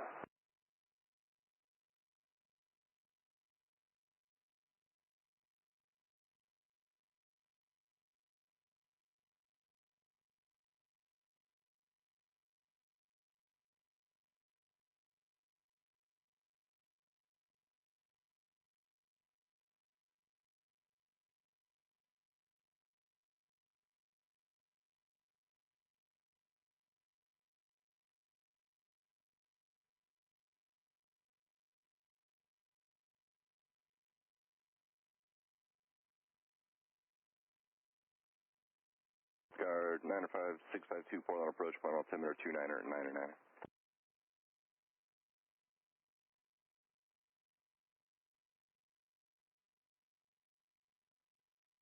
Mike Alpha, contact Seattle Center 128.15. 2815, pushing, thanks for your help. 652, I have you loud and clear, however, I'm only going to be able to retain radio and radar contact on you for about maybe the next 8 to 10 miles before I lose you, and if you continue descending, it may be less.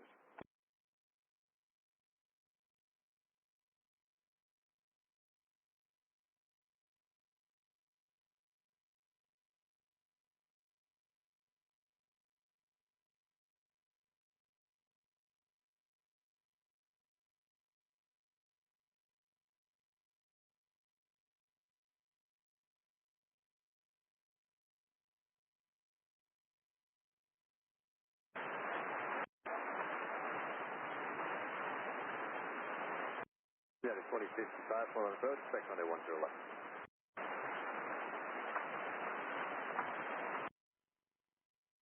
Did you say lightning? That's 125, nothing more than trace on the arrival.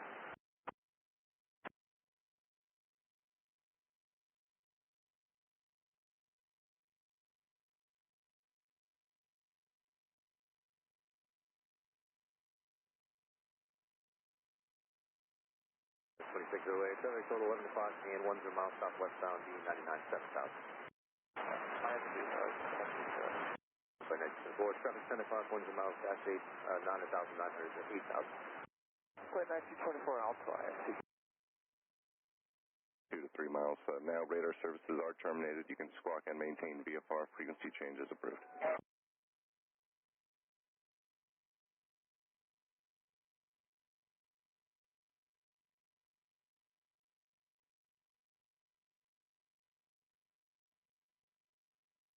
Citation 1 Tango Mike, contact Portland approach 126.9er. Good day. 26-9, 1 Tango Mike, see you.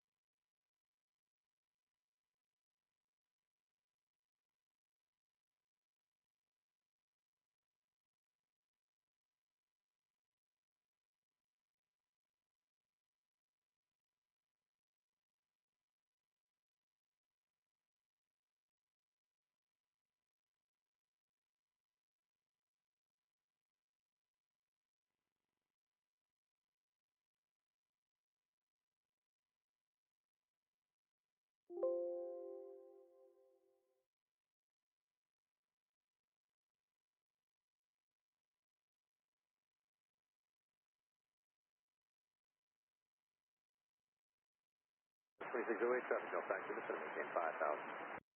5,000, 2608.